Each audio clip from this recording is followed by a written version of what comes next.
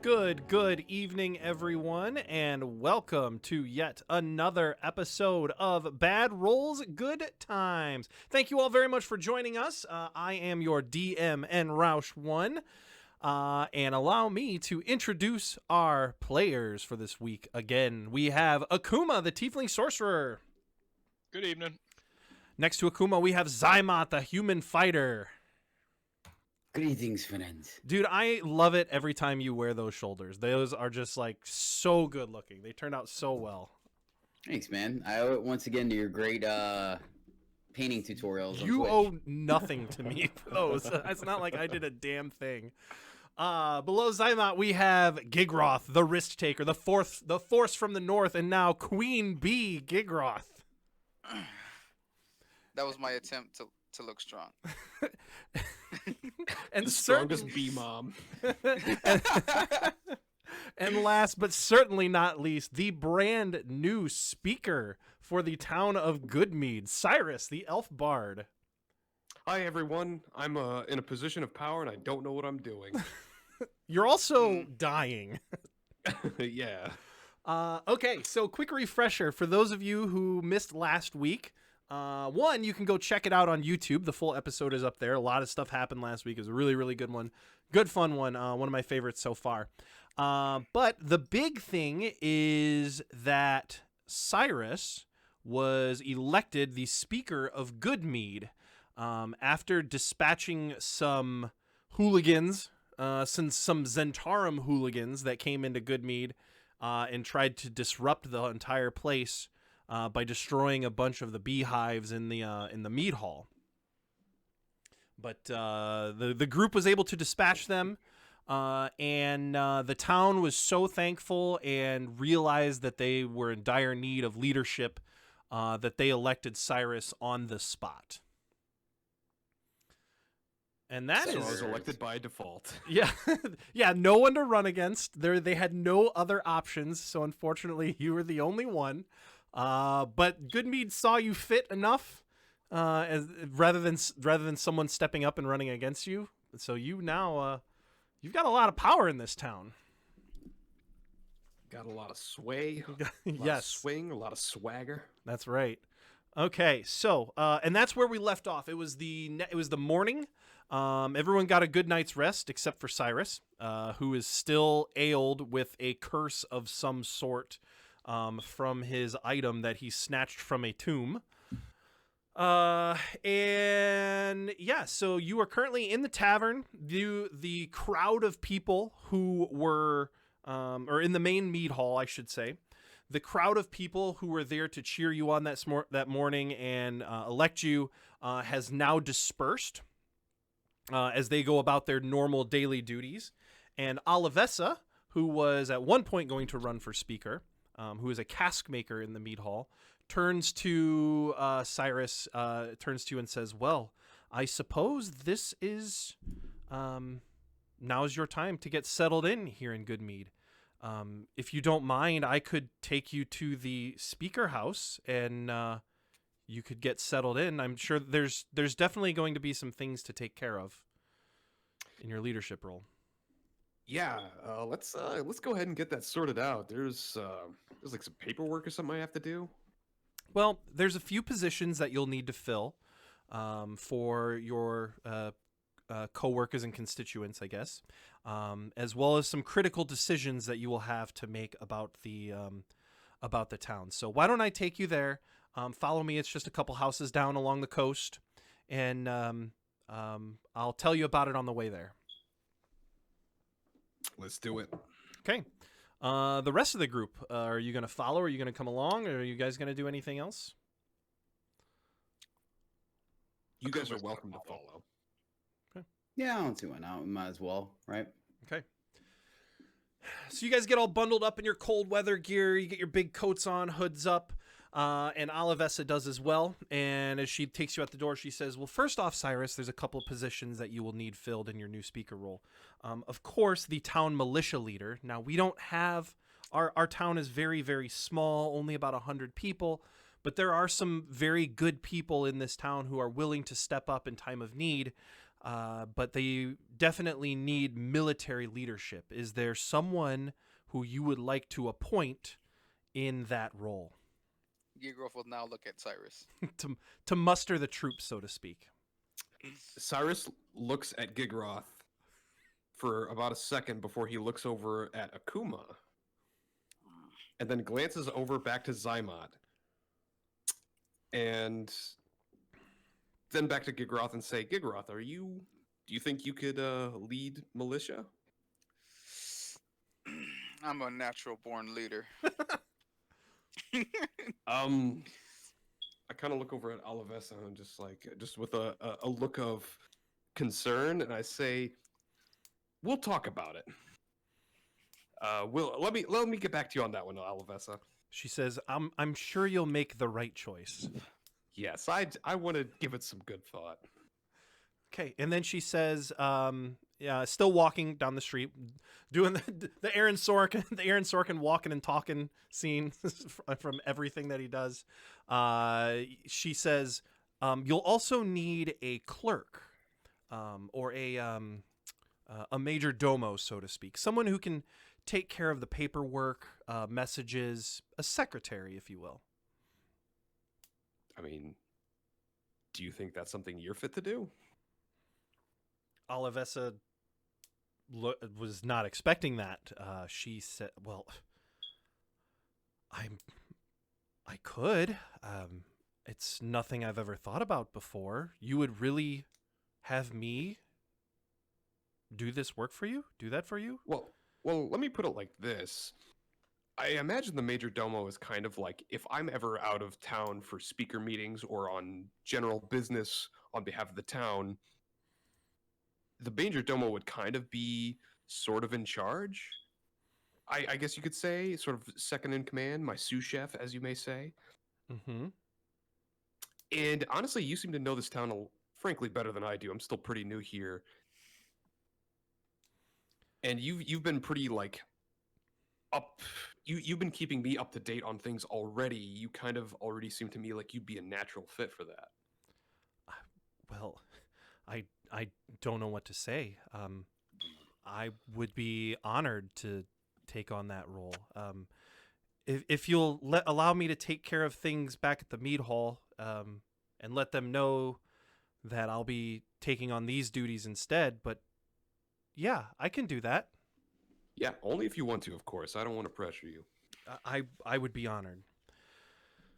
Fantastic. And then you finally get to the speaker's house, which is along the coast of the Red Waters, which this lake is currently completely frozen over, but you're on the southern point of Goodmead, and out your door is basically the road that leads to Dugan's Hole, to the south.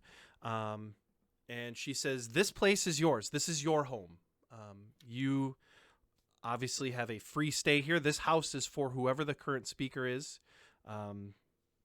It's fully furnished, and she opens the door. It is unlocked. But it is a fully furnished house. There's no food. There's food in it left over from when Kendrick Reelsbarrow was speaker. But it's got beddings, it's got furniture, it's got a full service kitchen. Basically a house where you can live in. There is a small utility shed off to the side of it. You could, and Alavesa explains, she's like, you can decorate this and change it however you wish. I know you have dogs and dog sleds. You could turn the outside into a kennel for them. But this is your home whenever you need this home. Excellent. How many beds does it have? How many rooms? There is essentially 2 bedrooms. That seems like too short than what we could possibly need for our party. Yes, that is true. I will need some lodging for my associates here. Is it possible we could get 2 more beds from somewhere in town here? From in town here, I will speak with the loggers and see if they can afford us some of their good wood, and perhaps be able to use some more furnishings. Looking forward to it. And then she says, So as you're kind of like perusing around the house, looking at stuff, she says, "Now the matter of issues. The town is very, very on edge with the events that have happened the last week or so. You did mention security would be one of your major initiatives. How would you like to take care of that moving forward?" I hadn't thought that far ahead. It just sounded good in the moment. True politician. Forgive my friend, he's been a little exhausted lately. He hasn't quite been sleeping well. The fact of the matter is, it is still a top priority for our party, but until we are able to assess the situation and identify exactly how we need to employ it, just acting out the plan in the blind wouldn't be nearly as effective and could potentially be a waste of valuable resources. Yeah, what he said. Got you. Duly noted. Please, I will be around whenever you come to that decision. I would urge you to make that decision sooner rather than later. And then one final issue is the sacrifices to Auril or to Auril. Currently, the town on the new moon will sacrifice warmth. Is that something you wish to continue? I guess I don't fully understand. How are we sacrificing warmth exactly? The town collectively chooses to not fuel their fireplaces, to not do what they need to heat their homes for that day or for that night. And instead families will choose to huddle together, share body heat, share beds, rather than traditional warmth methods for the night. Has It's there not been any problems from that? Like people getting sick from like pneumonia or whatever? Like, has that been an issue? It hasn't been an issue yet. Sometimes someone will catch, a cold, minor sicknesses, but overall it hasn't been too much of an issue. Some people say it's not enough, but in our small town of merely 100, we felt that, or the previous speaker felt that that was the most that we could do without sacrificing the people of Goodmead. Well, I can assure you we are not going to be doing that. Sacrificing people, I mean. Understood. I would agree with that decision. One quick thing before you leave. What are the duties of a militia leader? Mainly security for you. And then 2, in times of need, when trouble comes to the city or the greater realm of 10 towns needs a military or needs people to stand up to some threat, the militia leader will muster those and call upon the citizens who can kind of stand up and be soldiers in our time of need. All right, so it's somebody who rallies the soldiers? Yes. Okay. What exactly is threatening the Goodmead? Like trade is stopped, right? Last time I checked, there was no trade from Goodmead to anywhere else. Goodmead is trading with the western settlements of 10 towns, so Bryn Shander, and through Bryn Shander to Targos and Bremen and Tourmaline and Lonelywood. So all the ones on that side they are trading with. They're also trading with East Haven, but to the north of East Haven, because the ferry has stopped, because the East Haven ferry has stopped, there is no trade going to Caer Dineval and Caer Koenig.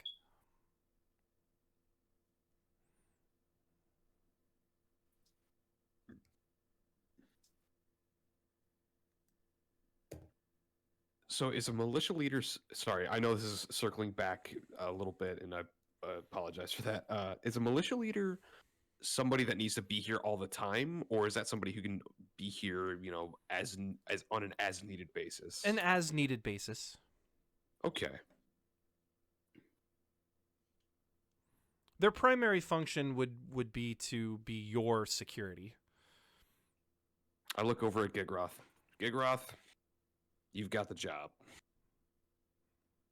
And as I will make you proud. I'm sure you will. Okay.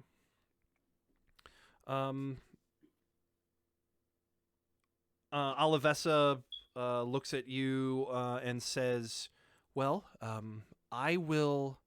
I need to head back to the mead hall and put in my resignation for the time being, and I will be back here to send out the word to the other towns of 10 towns that you have arrived and you are our speaker." Sweet. That's great to hear. Now, just quick thing. We will be, unfortunately, departing before too long. We can only stay so long because we have some pressing business to attend to. Is that going to be an issue? It shouldn't be an issue. Where will you be heading? At the moment, I think I'm trying to remember what town had that one healer for curses. I think that was East Haven, right? No, that was Bryn Shander. It's really fucked up you said that because I thought it was East Haven. Oh, it's East Haven. Okay, so Bryn Shander. I think we're considering Bryn Shander. That's we have somebody we need to contact up there. I almost didn't catch what you were doing, Akuma. So I no. I was gonna correct you. Like, okay, no, never mind. I'll shut up. Damn it! It almost worked. All right. Almost worked. Oh, Bryn. It's a good thing I actually remembered. Oh, so you'll be heading to Bryn Shander. Might I make a suggestion? Sure. Stop in and see Speaker Duvessa. I'm sure she will want to know that you have taken Kendrick Reelbarrel's position, taken his place. We will definitely be seeing her. We slept since then. Was she good or bad or neutral? I don't remember. I think she was good, right? Yeah. I got she was- closer to a neutral vibe. Yeah, oh yeah, that's right. Because she is okay sacrificing town people and she could be bribed. So she's kind of like on the fence. Although you could make the argument that she didn't sacrifice Finny, which is kind of like the greater good overall, but still the fact that she took a bribe was a little sketchy. Do we want to okay, I guess I'll hold off till old girl leaves because I feel like we need a little team powwow to line up some stuff. if you guys are Absolutely. We down. can go check out the new pad, have a little powwow, get blasted. Or probably not. We're not going to do that. Okay. Alavessa says, "Well, I'll leave you here, and I will start my duties tomorrow." Glad to hear it, Alvesa. We'll stop in and we take off just so you're aware of the situation. Okay. And she, I don't know, bows, curtsies, something, gestures, and bids you adieu, and leaves and heads back to the meat hall. You have this place to yourself, your brand new home, that if you're ever in Goodmead, you do not have to pay for lodging or a night's stay and have full furnishings of your own place. Hell yeah. Okay. So first things first, do we want to do anything here before we start leaving the town for X amount of days? That's probably a good thing to ask. I feel like personally, I mean, I know we've kind of been focusing on me becoming speaker, so we've been kind of doing me-centric tasks at the moment, but I will say me getting rid of this curse is like my number one priority, but I'm open to us doing something else as well. I think we should go find out how many casks of mead are ready to be sold, and we should head to East Haven to try and figure out what we need to do to get the ferry up and running again, and try to get some of this mead sold to make money for your town. That's not a bad point, Akuma. I say as I slowly start drifting off and about tip over. I mean, yeah, that's fairies, whatever. Yeah, let's do that. What do you guys say about? And I know it's I don't know if you guys are gonna like this, but why not split the party Akuma and Zaimot would go to East Haven and figure out the whole ferry ordeal, while I take Cyrus or Gigroth will take Cyrus over to Bryn Shander, get the curse removed, and also look into talking to Devessa. Like me be his bodyguard, but then he can do speaker to speaker. That's not a bad like happy medium. I'm not opposed to that. What do you guys think? Splitting the party. What could possibly go wrong? TPK, the episode. Kuma, you good with that? Oh, I suppose. All right, cool. So All right. we'll head out. What time is it? It's pretty early in the morning, or what you can perceive as morning. As you got up before everyone was going off, it's probably like 8 or 9 in the morning, something like that. Let's say 9 in the morning. Kuma, you good to head out just before lunch? Yeah. All right, cool. If you want to get the sleds ready and stuff for travel, I'm gonna send a message to headquarters. Sounds good. So, just for your guys' information, in order to get to East Haven from Goodmead on foot, it's a 4.5 miles. So, what is that? 4.5 hours to get Okay. to get to East Haven, and to get to Mhm. Bryn Shander, it's 6 hours. And then what about on sled? You can cut that time in half. Sounds good to me. I would like to go track down all of Vessa at the mead hall and figure out how many casks of mead they have ready for sale to be transported. Okay. All right. Yeah. So you make your way to the mead hall. This is what you guys are going to split up, and then. Mhm. Okay. Where are we gonna meet back? Like, what's the plan for meeting? We'll meet back here. Seems like a central location, right? Because they're going one way, we're going the other, and we're essentially trying to get more avenues open to sell, right? So I think coming back here to grab more supplies seems good, and they're just going to get the curse removed. Yeah, and we have like the housing here for coming back to.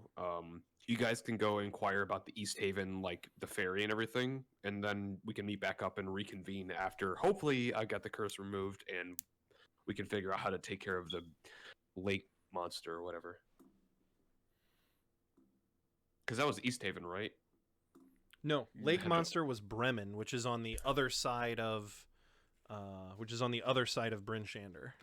There's too many towns in these 10 towns. Word. Actually, You're it's on wrong. the other side of Targos. So you'll come up to Bryn Shander first, then Targos on the other side, and then Bremen on the opposite side of that. Okay, well, we'll just ignore that for the time being. For some reason, I thought they were the same town. Sure. But yeah, I'm cool with that. So just a quick 3-hour trip, get healed up, come back home, and then Akuma and Zaimot go into East Haven. Checking Sounds some good to things out me. there. Cool. All right, so bear with me as we do this because you're split. There will be times where one of the two parties will just not be doing anything. So just bear with me as that happens. So who wants to go first? I want to mention to you real quick, Nick. I end up switching out my Warhammer and my shield with 2 hand axes. 2 hand So axes. All right. Yeah. You I guys say can go let's- first. Oh, okay. Well, I mean, yeah, that's easier. I was gonna say let's roll for it, but let's roll initiative. Okay. But so yeah, we'll go ahead and go first. Cyrus and Gear, are you taking dog sleds? Yes. Yes. Well, there should be enough dogs between the ones we got from Shander Froth and everything that each of us can take dog sleds, right? You have 3 sleds and 9 dogs. Would that be enough that we could divvy up like 2 things where it's like there's a sled for Zaimot and Akuma, and then there's like I would say Does the Speaker have access to any axe beaks? Because then Akuma and I could just ride like Arctic cowboys. In this town, no. Don't we still have our two uh, riding beaks? Your 2 axe beaks are kenneled up currently in Caer de Neville, Right. back at your cult house. Well, out of curiosity, how many dogs does it take to pull one sled? Oh gosh, let me find this. Traveling around. Starting equipment.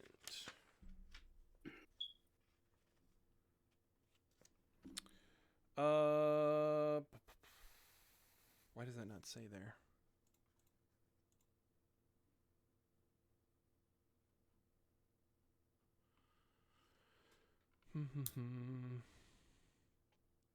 Okay. Empty sled costs Twinkle 300 pounds. A sled dog, the wolf stat block, can pull 360 pounds. A single dog can pull 360 pounds. And how many pounds is a sled? 300. 300? Mm-hmm. So it would only take like two dogs to pull me on a sled. Or like, yeah, if we split it up, we could have like, 2 of us per sled or something, and then like 5 dogs on one and 4 on the other, and then we're golden and we're Yeah. split Well, up hold that on. way. We may be thinking this too hard. Does the town have any for sale? Any dogs or sleds for sale? Or rent? Here in Goodmead, no. The Okay. larger towns would have that for sale, but Goodmead does not. What is All right, and your trip walking is 4 hours, and our trip is 6 hours, if I remember correctly. I think it's the opposite. the other I way think around. Ours is. Oh, okay. All right, then that's fine. We'll walk. We also have to carry casks. Are we?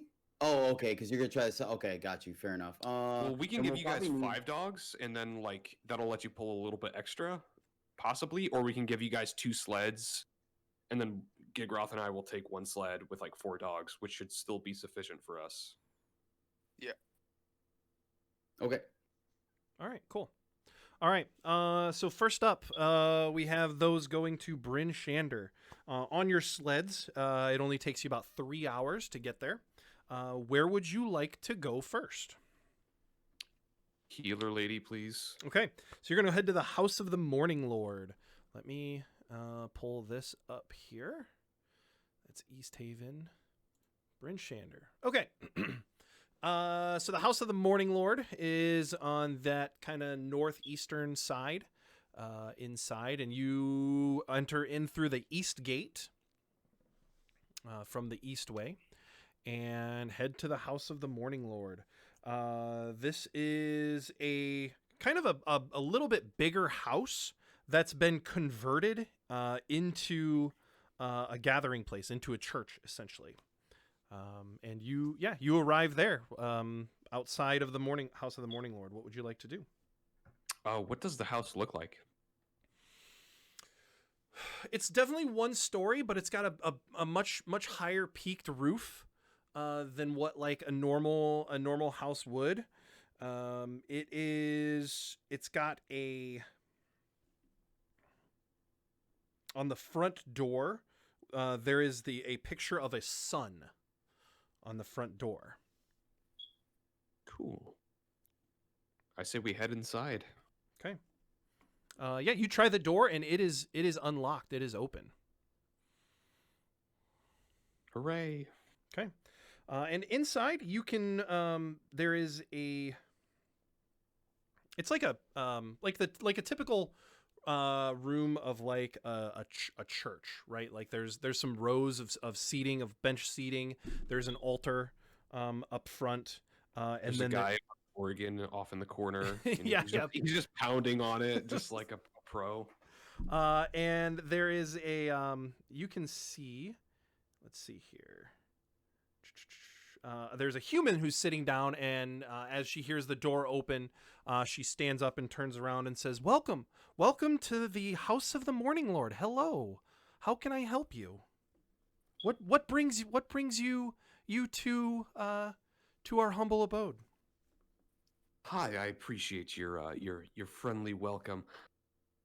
I was hoping that maybe you could help me find a specialist to deal with.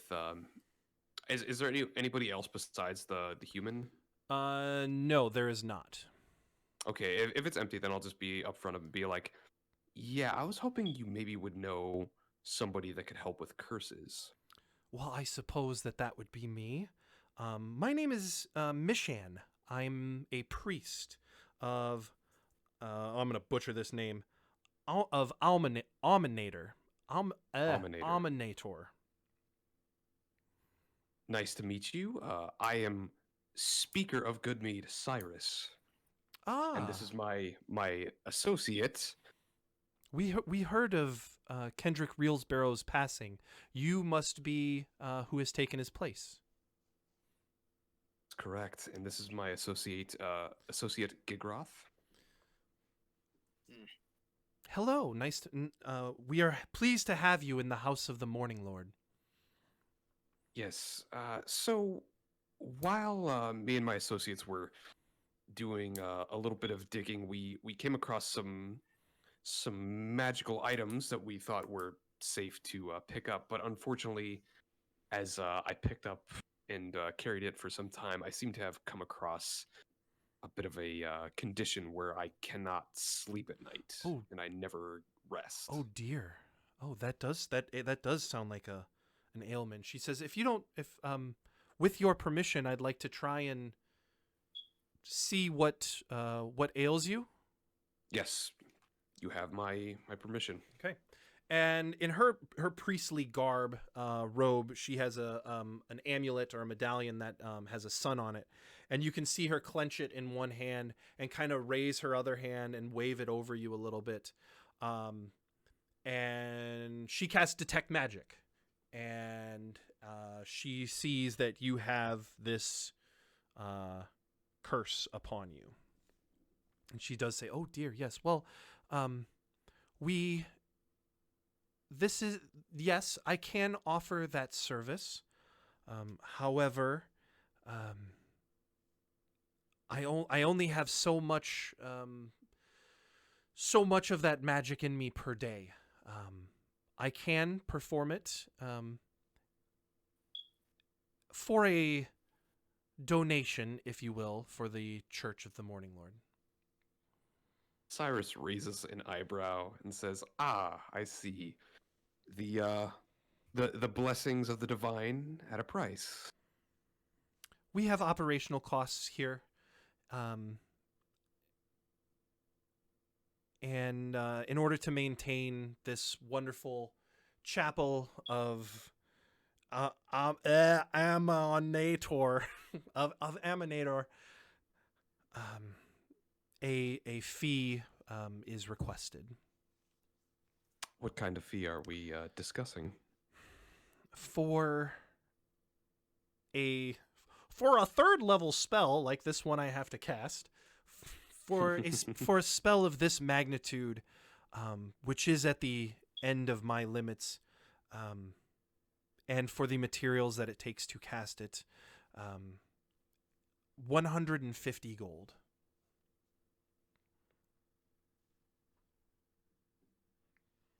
How about, since I am now a newfound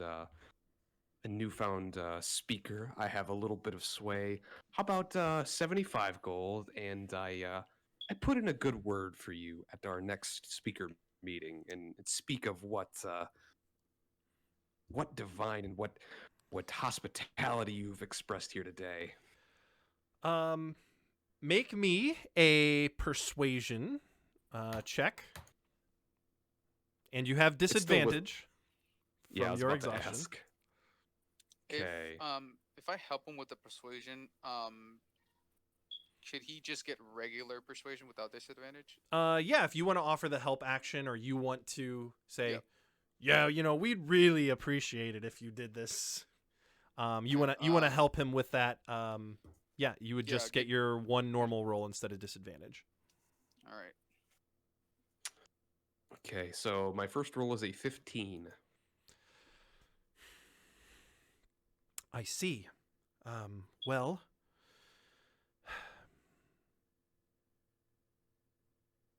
the while I typically can't take anything less than that fee, it really is the bottom of the really is the lowest cost for such a service that we offer. In your Can you really put a price on in a your good favor, though? in your special case, being the brand new speaker of Goodmead, I will consider this a measure of good faith towards a neighboring town. For 75 gold, we can perform this task. Excellent. And And I will give her 75 gold. okay, and as you're making, Well, actually, okay, never mind. I'll pay it after she's done it. okay, so Or I'll give her half up front. How about that? I'll give Okay. her, what, 38 up front? okay, so Can I do just math? as just as you make that exchange, you can. She says, "Well, allow me to go prepare the components needed to cast this spell, and I will return shortly. Please, our facilities are at your are for you. This place is yours for the time being." And Thank you. as she walks away, the door opens, flies open, swings open, and there is a little humanoid about between 2 feet and 3 feet tall.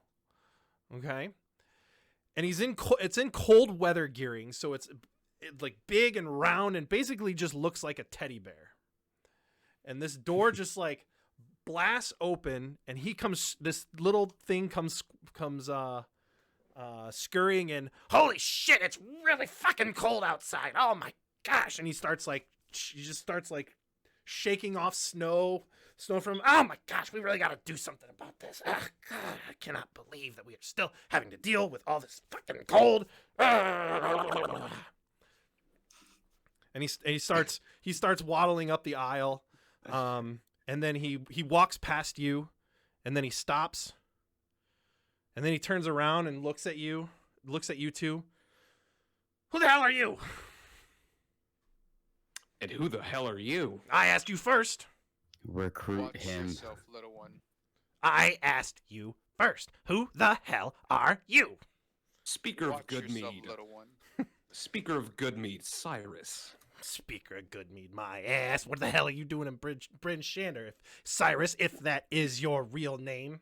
I answered a question. You answer my first question. Copper Knobberknocker. Shit. Copper Knobberknocker. Yeah, that Yeah. sounds about right. Yeah, and if you don't mind, I got some work to do over here. I'm just gonna turn away and just ignore him now. Okay. He waddles up to the front. And then he actually walks to the door, which is the same door that Mishan went to. Mishan, I'm back. You got some real couple of creeps out here. I'll be in my office. And he starts taking off his cold weather gear, and you can see that underneath these layers of fluffy coat is a little gnome. A little rock gnome. And he goes into his office and slams the door. Well, he was a real character. I want him. And Zymot wants a pet. A little pet rock gnome. Jeez. I just want to make you do that voice time and time again. Deal. I'm sorry, Gigroth, can you handle this conversation for like a minute? I'll be right back. Okay. All right. So you are just kind of sitting there, and Mishan comes out of the door. Comes out and says, she kind of like breathes a sigh, collects herself, and walks up to you two. You will have to excuse my friend, my friend Copper. He's very irritable when he's busy and performing his studies. That's understandable. I just ask that he show us a little bit more respect, being that we are the speakers. I But there is no time for this such foolishness. I mean, I assure you, he means absolutely no disrespect. He's like I said, he's just irritable. I apologize for any inconvenience he may have caused you. It's quite alright. This the cold weather, it's not something to scoff at. I can understand his frustration. Yeah, we're all a bit irritable in these grave times. Indeed, indeed. Now, how is that spell coming along? Well, I have I have everything ready. If you two will please follow me up to the altar up here. Of course, of course. All right. And no, sorry, that was Okay. Yeah, and so she grabs a chair, like it's a padded leather chair. It's got some fur lining on its arms, and she sets it down in front of the altar, and she says, "Cyrus, if you will please have a seat. Cyrus, if you'll please have a seat right here in front of the altar." Will do. And I will continue with this spell. Okay. Do you sit down? Sure, I'll sit down. Okay. Yes. So she once again clutches her sun medallion, and then you can see her wave her arms, and she makes a like this U shape in the air, and then basically drawing this insignia in the air, and it's this like it gives off this like faint light blue icy aura to it, and as she makes it, and then she pulls her hand back, and this rune in the air just starts glowing brightly, like a bright fiery orangish yellow color. And as it grows and grows and kind of encompasses you, grows and grows and starts moving towards you and the altar, and you and the altar become encompassed in this bright light. And as it continues to grow, the light, it grows stronger and stronger and brighter until it gets to like a white color, and then all of a sudden it fades and begins to dissipate. And you can feel after the bright white light has all dissipated, you can feel that your curse, or what ails you, has been removed. And she says, she breathes a very heavy sigh of relief, and you can tell that this almost has like physically weakened her. The amount of effort that it takes her to cast a spell of this magnitude. And she takes in that deep breath, opens her eyes, and says, "You're cured. Your curse has been removed." I stand there basking in the holy light, as I feel that sort of affliction has been removed from me, and I say, "Oh my God, that feels so much better." I put my hand on her shoulder and I say, "Thank you so much." Well, I hope hopefully you will not need this service again in the near future. But if you do, the services of the Morning Lord are always available. Yes. I can't guarantee I won't do anything that stupid again, but if I do, I'll be back here. And And I give her the rest of the gold. she receives it. And, thank you. And as she bows her head, the door to the other office comes boom swinging open. Would you knock it down out there? I'm trying to get my work done. And he, Oh yeah, I'm sure you have so much work to do. if only you knew. And he slams the door And shut. Gigroff will say, "Oi!" right before he slams the door. He's like, "Oi, you fat little cunt." Gigaroth has suddenly developed an accent. I look at Gigaroth as he does that accent, like, where did this come from? And Copper slams the door shut. I look over to what's her name again? Mishan. Miss Shan. I say, so what's his problem? Oh, he is just trying to he is an acolyte of Lathander. He is currently studying how to deal with the weather. He believes that there is some way to control the weather or counteract the effects that the Frostmaiden is ailing 10 towns with. Oh, so he's actually trying to do something useful, and he's not just a douche. Yes, he's not just a douche. What is your take on him? Do you like him? How do you feel about him? He's a good person. He's a good gnome. He can be rough around the edges, but he means very well.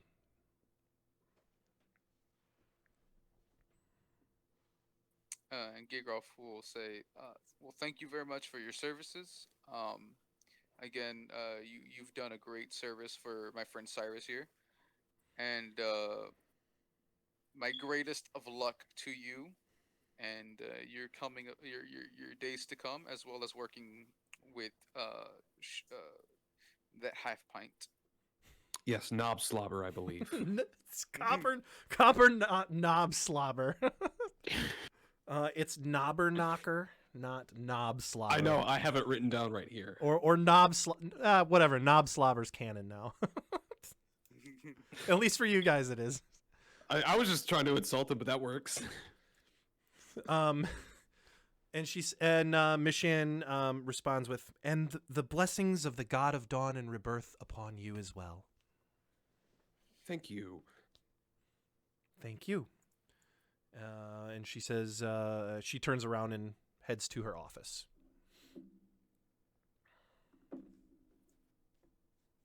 What would you two like to do? Next on our list, Cyrus, to do is to go speak to the other speaker. Shoot, forgot her name. Duvessa Shane. Duvessa, yes. Yep. Duvessa Shane. Yes. Let's go gloat in front of Duvessa. That sounds excellent. Okay. Let's go do that. All right. So I'm going to pause you guys for now, and we're going to switch over. We're going to change scenes over to Akuma and Zymot. You have 2 casks of good mead that you can take over to, wherever you would like in East Haven. You don't really know much of East Haven right now. Is Olivessa still with us? She can be. You're at the mead hall collecting your cask of mead if you would like to do that. Hey, Olivessa, so where in East Haven is a good place to offload these? Well, there's 2 places. There is, we usually deal with a place called the Wet Trout, which is on the northern side of East Haven, along the coast of Loch Dinishire. If you speak with Nymetra Myskin, she is a white dragonborn. She's the proprietor of that place. She will be able to assist you with your delivery. The other place you could visit is the White Lady Inn, which is along the coast as well, but closer to the east way, on the west side of town. And it's actually very near where the ferry used to operate.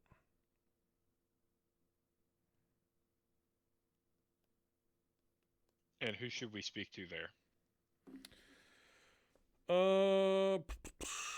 Let's see here. Bardaban. Bardaban is an elderly human. He has worked there many, many years, owned the place for many, many years. You can speak with him.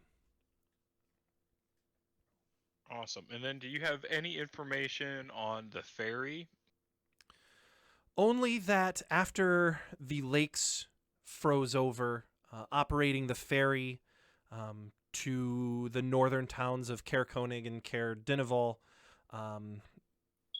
the speaker of East Haven, Daneth Whalen, chose to shut it down.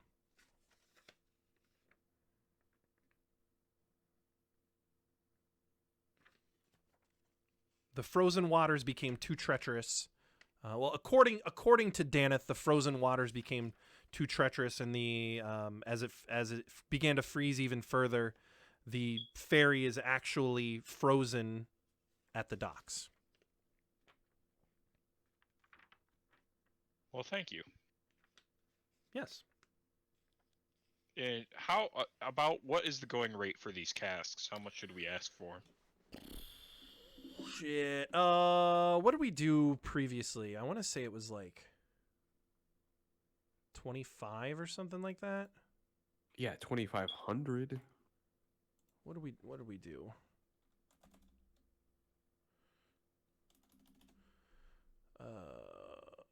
Real D&D, looking up stuff.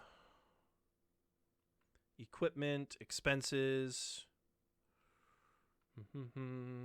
Food and drink. A gallon of ale is 2 silver. This is mead, so it'd be a little bit more. Let's say 3 silver. And each cask has,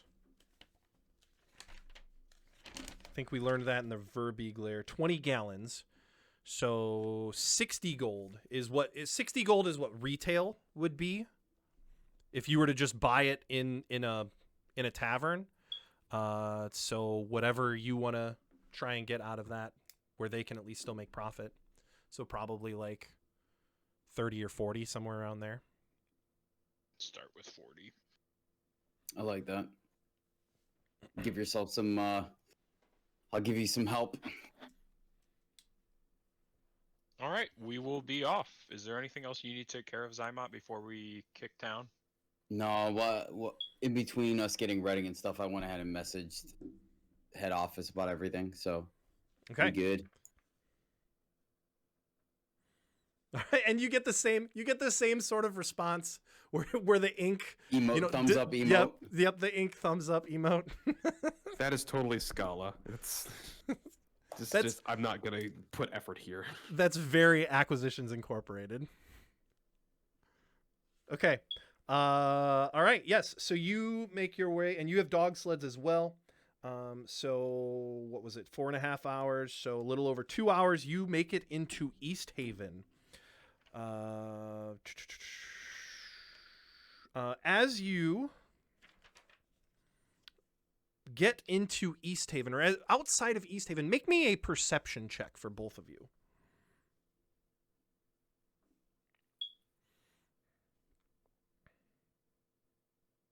Nat 1. 7. Okay. Zymot, you can see smoke rising up from in the center of town as you approach the outside of East Haven. Outside of East Haven. I big. What does it look like? Cooking smoke? Does it look like actual like? With your with your perception check, you can't discern that. All you see is this pillar of smoke coming up from the center of town. Well, Akuma, it seems like we may have some potential dispute that we have to negotiate. And I will take the moment to summon Tomax. Okay. So I walk up to her, right? I look right in the eye. Wait, what? Oh, son of a... Man, we really got to work out some kind of code here, man. I was in the middle of a really good story. I was about to get myself some free glasses of ale. I was like, we're going to work this out another time. Yes. And we'll continue. Cool. All right. So so you get into East Haven. And you can see that this place architecturally looks like it's kind of been updated. It's more modern looking, as modern as a fantasy town can look. This is it. Like, architecture has been updated. You can see spots on houses where there's like old wood, but new wood is replacing it. You can also see signs every now and then which say, "Watch thy pouch."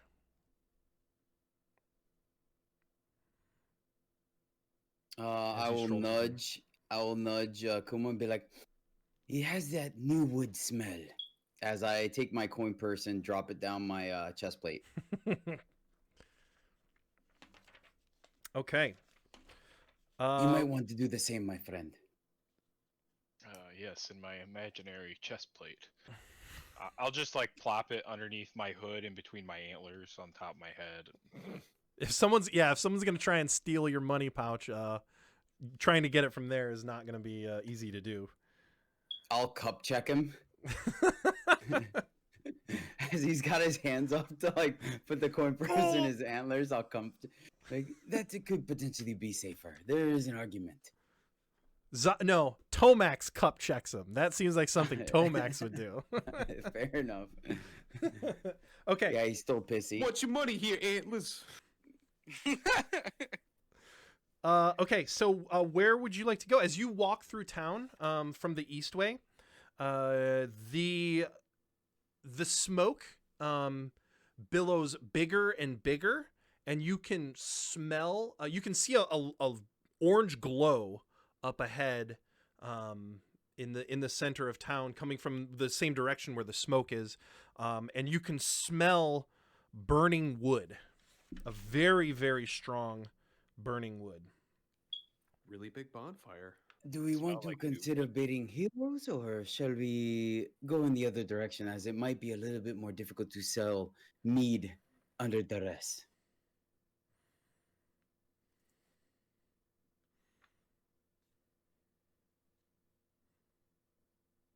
We could go check it out. I'm just like waiting for you potentially as you're pondering and not moving. Very well then, on we go. Okay. Tomax, take point, good friend. All right, Tomax takes point, and you guys walk towards this, and you eventually find the source of this. And there is a very large crowd that has gathered in front of the town hall to watch the public execution of Zaan, Dzaan, a human wizard who, despite efforts to disguise himself, was recognized and arrested for the crimes that he inflicted upon Dale folk. And you had heard rumors, I believe at one point, that East Haven had caught a red wizard of Thay, that they found someone. You can see attached to, bound to a stake and gagged, is a human. Is this human that's strapped to the stake being burned alive? Members of the militia use torches to light the straw tucked around his feet, and as the wind blows, it catches fire very quickly and goes up in flames around this wizard. This wizard does not struggle at all or scream as these flames engulf him. and then bundled up spectators. And there's probably a good, I would say a good 60, 70 people here gathered around, actually move closer as he continues to burn at the stake, trying to basically feel the warmth of the fire.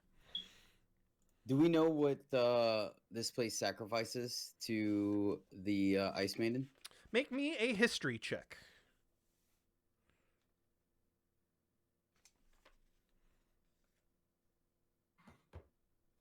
13. Humanoid. Okay. I must admit, there is nothing that goes with a great celebration of an execution like a good cup of mead. Shall we attempt to make a sale in the point of opportunity?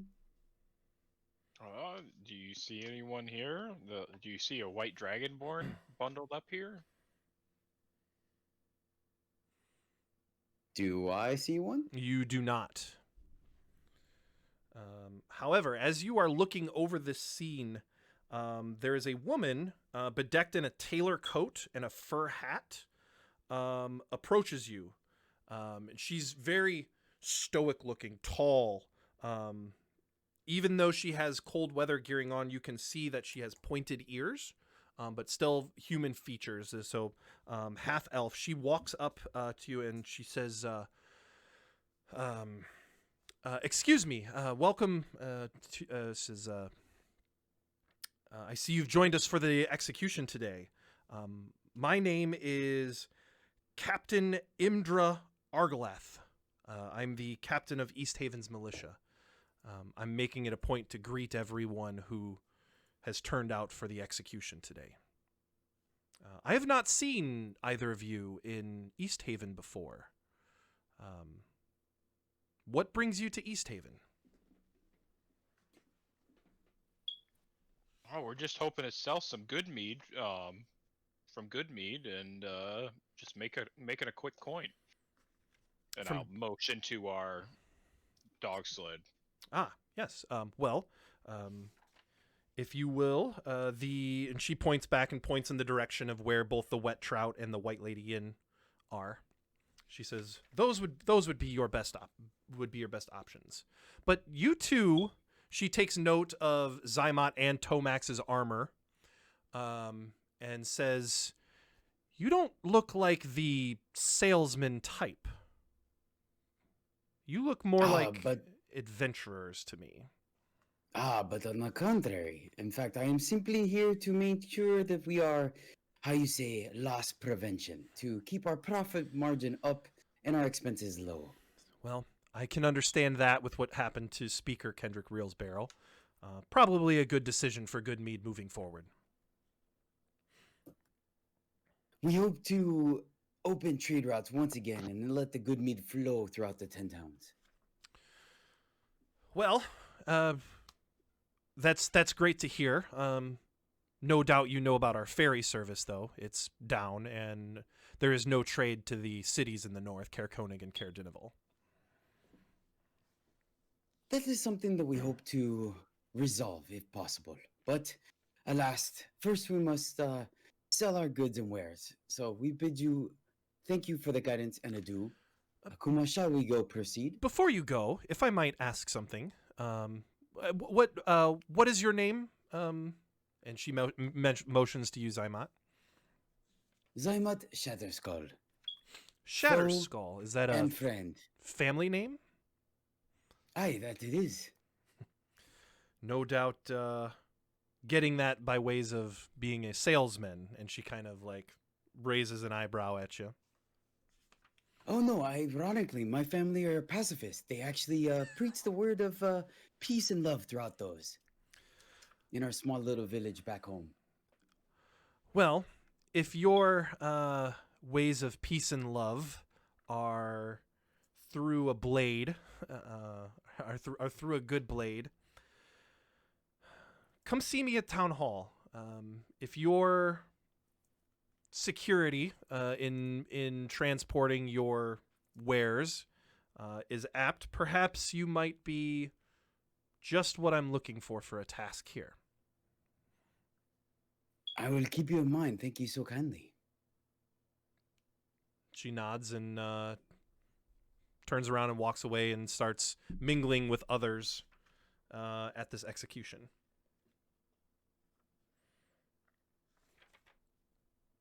Kuma, shall we proceed? Yeah, at this point, are we closer to the wet trout or the white lady? You are. Let me bring up the maps here. East Haven is there. You are closer to the White Lady Inn. Well, you want to go to the white lady? Yep. Okay. You enter in the White Lady Inn. It's during the day. Most people would be at work, right? So it's like noonish time or just before noon. Given the amount of time that you took to get here. And this inn, it's kind of musty inside. It's definitely an old inn.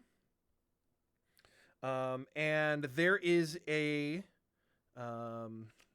it's set up. There's actually a kind of a hearth in the center of the room, keeping it warm. But there's a stage on the one side, and there is a halfling, a male halfling, who is plucking away at a fiddle while singing a song.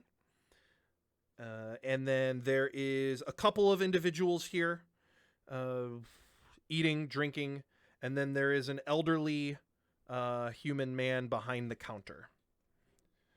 And you can see that this human has his head in his hand on the counter.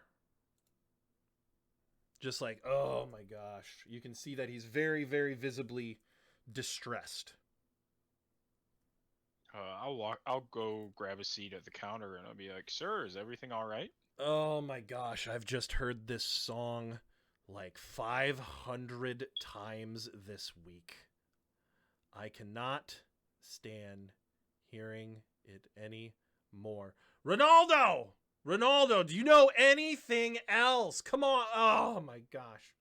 And this halfling is still plucking away, singing his song. He's got a real high voice and he's got a lisp and he sings like this. Anything to do with that? Well, I can't do anything for your music woes, but I have come from Good Mead with 2 casks of Good Mead. That I was And he hoping perks up you may need. immediately. Yes, this is great news. We were just starting to run low. Please, yeah, absolutely. I would be happy to take both of them. Well, Avesta said that the traditional price is 40 gold per cask. Well, you see, things tend to be a little light around here. I gotta pay the help. I gotta do this. What do you say? I give you. I'll give you 30, but I'll buy both of them. You see, If I may. still haven't. If I may, I noticed that there can't help but be a slight of a gathering outside, and I believe that most of those patrons will be coming here shortly after to celebrate or mourn, depending on who they are. So I feel like you can probably go through this fairly quickly. Also, might I add the fact that this is the first shipment out of Good Meat in quite some time, and these are guaranteed fresh, my friend. I'm giving Akuma the help action. Make that persuasion. So 9 on the first one, and 7 on the second one. 35. I guess we still have to go to the wet trout, right, Zymont? Ah, yes, that is our next stop on our trip. Well, Maybe they can offer us a better price. You guys really do drive a hard bargain. You know that? I guess if I got to stay here and listen to this idiot's tale every single night, I guess I'm going to need something to dull the senses. 40 gold, you guys drive a hard bargain. I'll take a cask. You're telling me these guys are busting my balls on a regular basis. Trust me, at least you can get inebriated. I gotta do all this sober. Well, thank you, sir. Yeah. Don't mention. Just roll it in. We'll take it from here. We'll take it from there. Would you prefer it around back? Nope. Just bring it in through this door. We'll take it here. Alrighty, and I'll go out and roll it in for him. Okay. Do you know anything about the execution that was going on in town? Oh yeah. Well, you see, there was this red wizard, who had, or a red wizard of Thay. Bad people they are.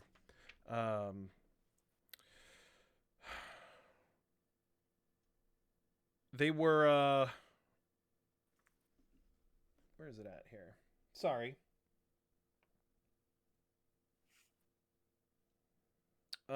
He was taken.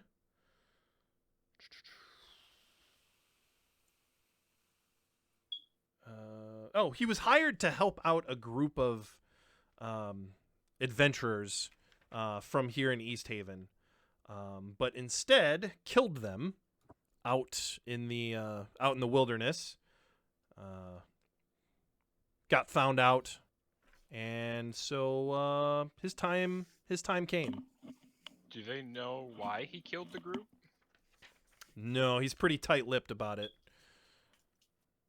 Well, he was pretty tight-lipped about it. And would you happen to have any information about why the speaker is refusing to open the ferry? Oh, what's his name? Daneth Whalen? Yeah, I mean, it's unfortunate, but I understand why. It's just the lake's frozen. It's a pain in the ass. Like, you can't really operate, or the treacherous ice. Situation's unfortunate, and Kaer Koenig and Kaer Dineval have been up our ass about it all night, or ever since we shut it down. But they never really helped us anyways, so why should we go out of our way to help them? Did they not spend good coin here? Not really. A couple of smaller towns. There's better towns to do deals with. Understood. Are there any tinkers or artificers here in East Haven? Not that I know of. I mean, you might want to ask Ronaldo up there. He knows way more than I do about the surrounding towns. And alas, have you had any interactions with Captain Endra? Imdra? Sure, yeah. Why? Why do you ask? Would you consider them a trustworthy diplomat, or simply an iron fist? Both. Imdra speaks curtly, and let's see here. How do I put this? She speaks curtly, but is not unfriendly. I'd like to do an insight check. Sure. Just want to see how accurate it is. Never mind. Seems believable. Okay. Roll the 1. Yep. Tomax is just shaking his head. This freaking fool. Can Tomax give the help action? No. Oh, I thought. Yeah, that would be pushing beyond the lore. Okay, well, I'm good to go, Akuma, if you are. Make me a so from the stage you hear, "Thank you for listening to my music. All right, now here is another song for all of you." And it's the same song. He just let me play another one for you guys. And then he starts playing the exact same song. It's like the Cantina band from Star Wars. It's Exactly, always the but same it's song. the one-man Cantina band. All right, thanks for listening to this song. We're going to play the same song again. Is that the song that he's playing? Is that No, unfortunately. No. Shit. Akuma, Zyma, make me a perception check. To see if you could perceive Sorry, I'm asking and I'm not even there. to see if you can perceive anything about this song. 9. 9, Akuma? 4. Oh my gosh. You can it's a song about the only thing you catch is it's a song about a lady about someone known as the White Lady.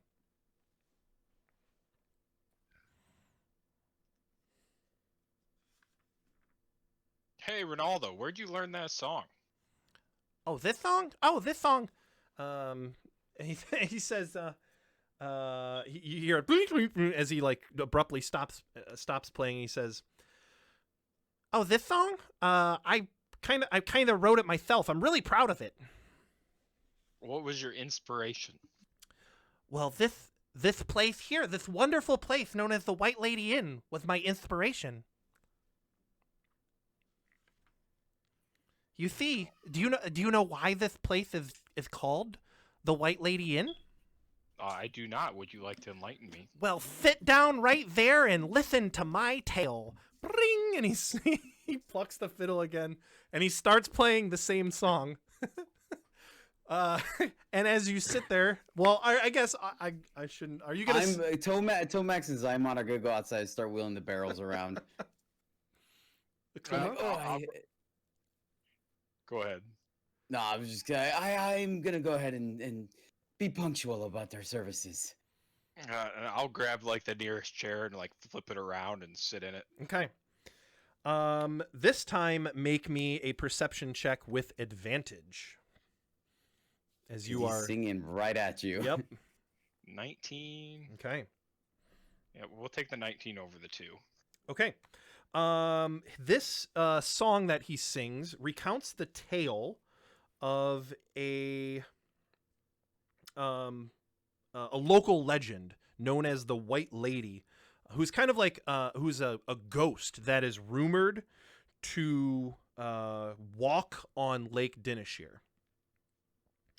And the tale is that of this White Lady's husband, was kind of a ladies' man, a miser, if you will, who kept his treasure in a heavy, locked chest that never left his side. This man went out on a boat, and something happened to him. He died. And his treasure sank to the bottom of Lake Dineshire. Now, it's not known whether or not it was his treasure that sunk his boat, or if the ghost of the White Lady caused his boat to capsize, or if seeing the White Lady caused him to like accident, and fall over to his death. It's not known, but the legend is that this treasure still lies at the bottom of the lake, waiting for someone to find it. How deep is this lake? Oh, the lake is really deep. We're talking tens of maybe even 100 feet deep. Tens of feet or 100 feet deep? It's super deep at the bottom of Lake Dineshire.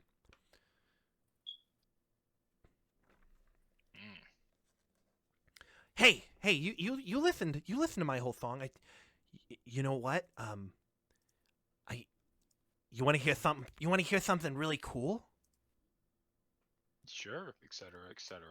And he hops down on the stage and he pulls up a chair, sits on it, and he's so short that his feet don't reach the floor and they're just kind of like hanging there hanging there on the seat. And he leans over and he whispers to you. He whispers to you and he says, "So at night, here? Well, let me ask you this. Have you ever been to a seance? I would him. I can't say that I have. Do you want to?" Who's putting on this seance? What kind of seance is it? Well, yours truly would be putting on this seance. I'm asking you if you want to join it for it. I really got to see what Zymot's doing. I can't. I mean, commit to- how long was this song? His song is probably like 5 or 6 minutes long. It's a fairly long song to retell the tale.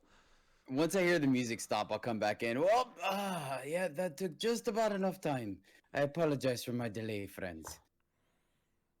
Oh, it's no problem at all. I was just telling your friend here about a super special gathering. Eyebrow raise. Tell me, Mr. Armored Man, have you ever been to a seance? Oh no, I am not a vegetarian. Thank you, though. I appreciate that.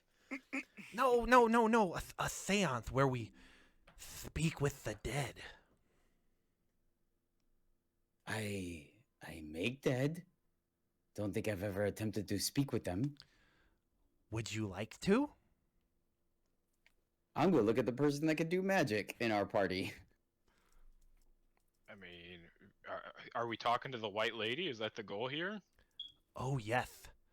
If there's enough every single night, for those who are interested, I like to have a seance and try to summon the White Lady. And you can ask her all sorts of things. Yo, quit being a freaking chicken and entertain the dude, man. Come on, we gotta do something over here. I'm bored out of my mind. So, I mean, have you ever been successful with your seance? I mean, Oh, yes, many times. and has she ever told you, the exact location in the lake where the treasure is? Well, no, but we can learn all sorts of other stuff from her. What's your favorite fact she's ever given you? Well, I mean, I can't give away all the information, but I'll let you in on a little secret. I'll lean in. She told me that in Caer Dineval, the castle there has become a base for a devil-worshipping cult. And I'll be like, no way. Yes, it's true. I believe her. I don't know. I think we should maybe stay around for this seance, Zaima. What do you think? Every single night we do it. If you want to be a part of it, you just have to come back here at nighttime, and after everyone leaves, I get a group of people together, and we go back to my room and have this seance. All right. Well, Very well, I am sold. We shall. We have some business to take care of today, but we will probably end up staying the night here, so very well. You have got yourself 3 participants. Excellent. I will be happy to see you later. And he says, he hops down off the chair and back up on stage. Okay, for my next song, I'm going to sing the exact same song. Bling. And he starts playing it again. Is he just me, or did he get creepier there at the end? oh, he's definitely creepy, but clearly the White Lady knows some things. Very well, very well. So what was the song about? So basically the White Lady is some yokel ghost that walks around on the water after I don't know, she either killed her husband or maybe she didn't, but her husband was a ladies' man that had this treasure, and he never let the treasure leave his side.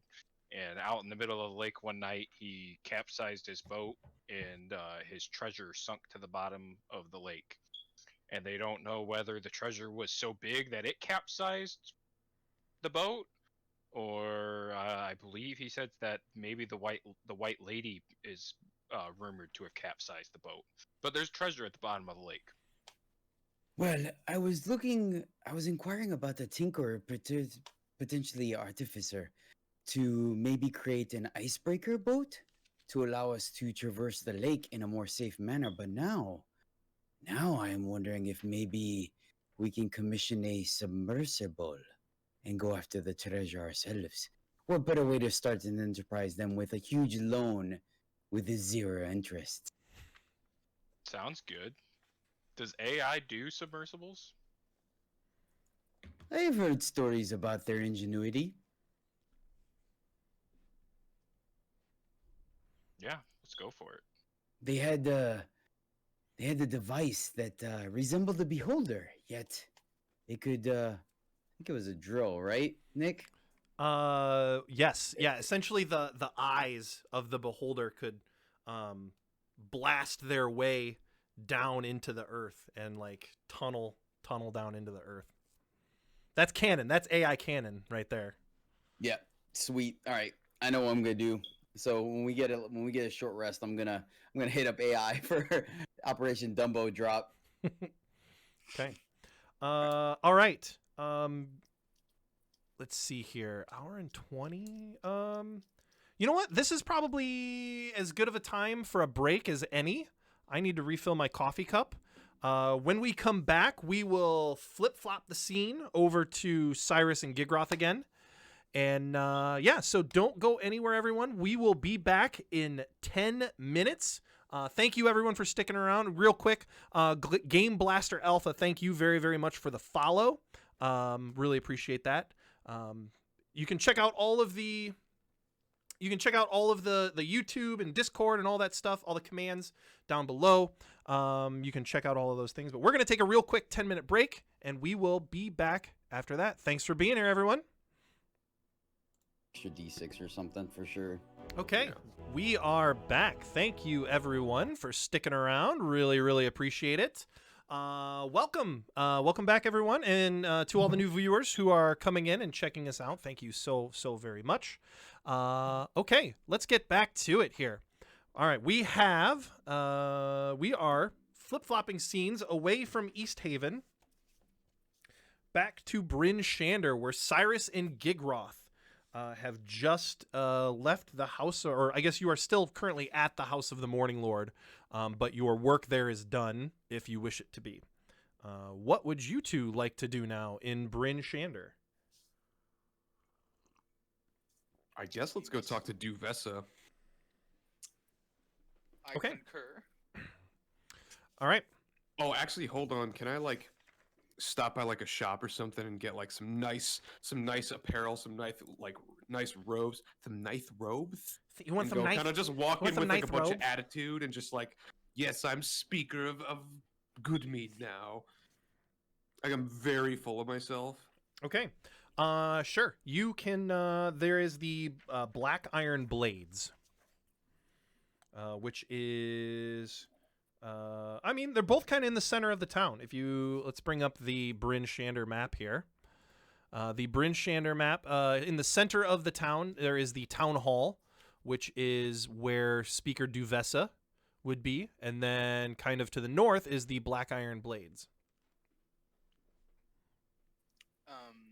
And is there like a shop where I could find a ring of protection or anything that could raise my AC?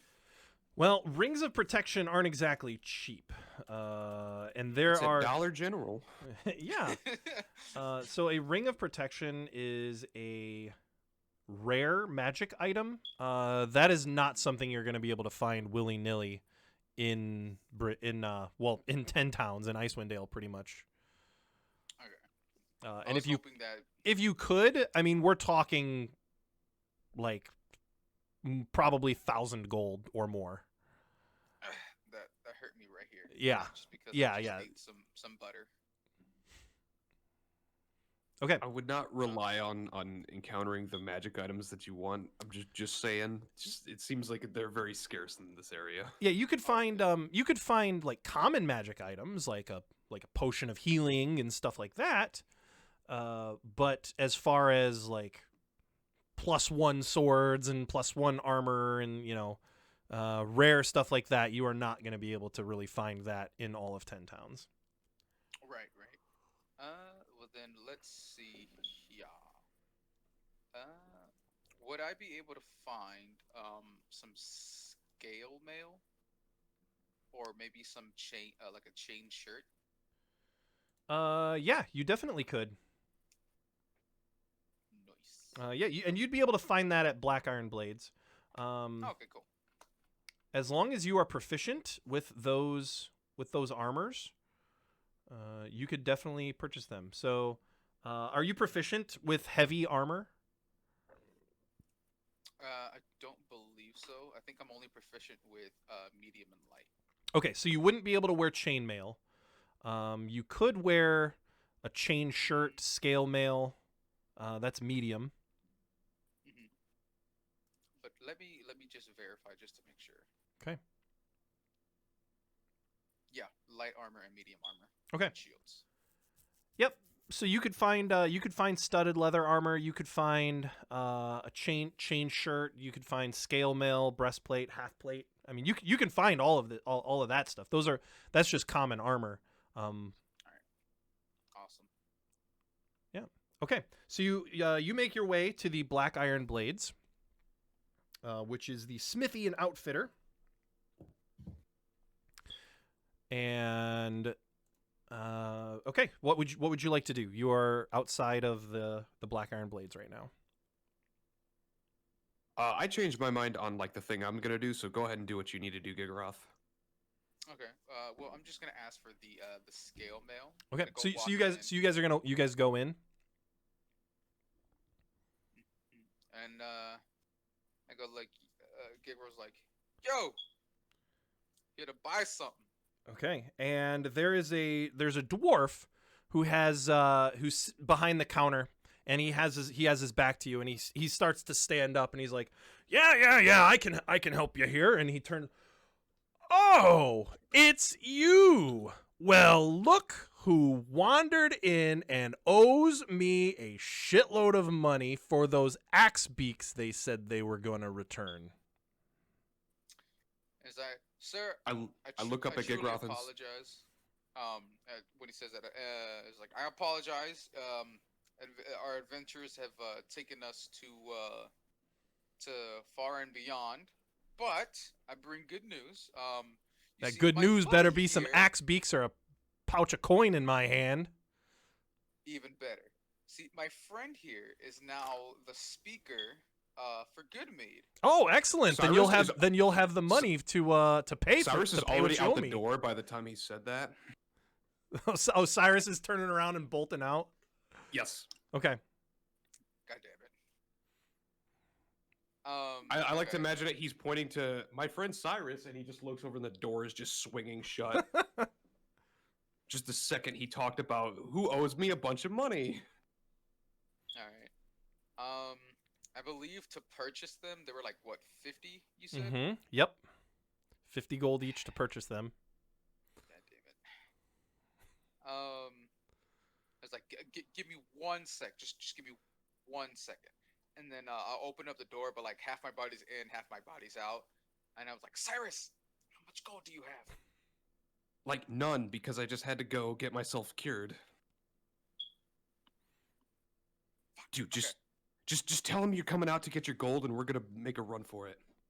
Trust me, I've done this a number of times. No, I can't do that. I can't do that. Okay. Alright, it's okay. It's okay. Geekroth got this. He's not no thief. So I'm gonna walk back in, and it's like, you said it was 50 gold, correct? That way I can just go ahead and buy them off of you, just for any further And there were for two any of them, further uses. so Right. that's 100. Oh, 50 each. Oh.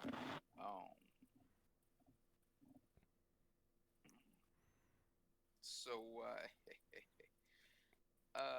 By your tone there, Goliath, I'm gonna assume that 1, you don't have my axe beaks, and 2, you don't have my money.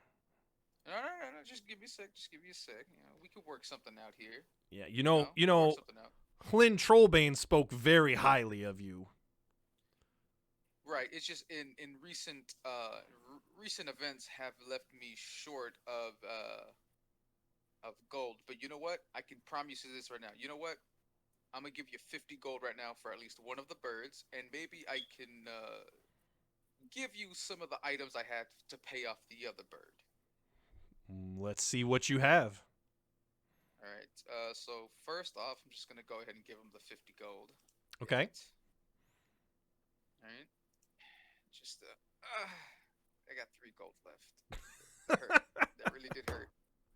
They just hurt Gigroth so much. Okay. So I got this. Hey, actually, I have one alchemist fire flask I can sell you for 50 gold. One bird for the alchemist fire. Ooh, let's see. Let's see how much these are. Okay.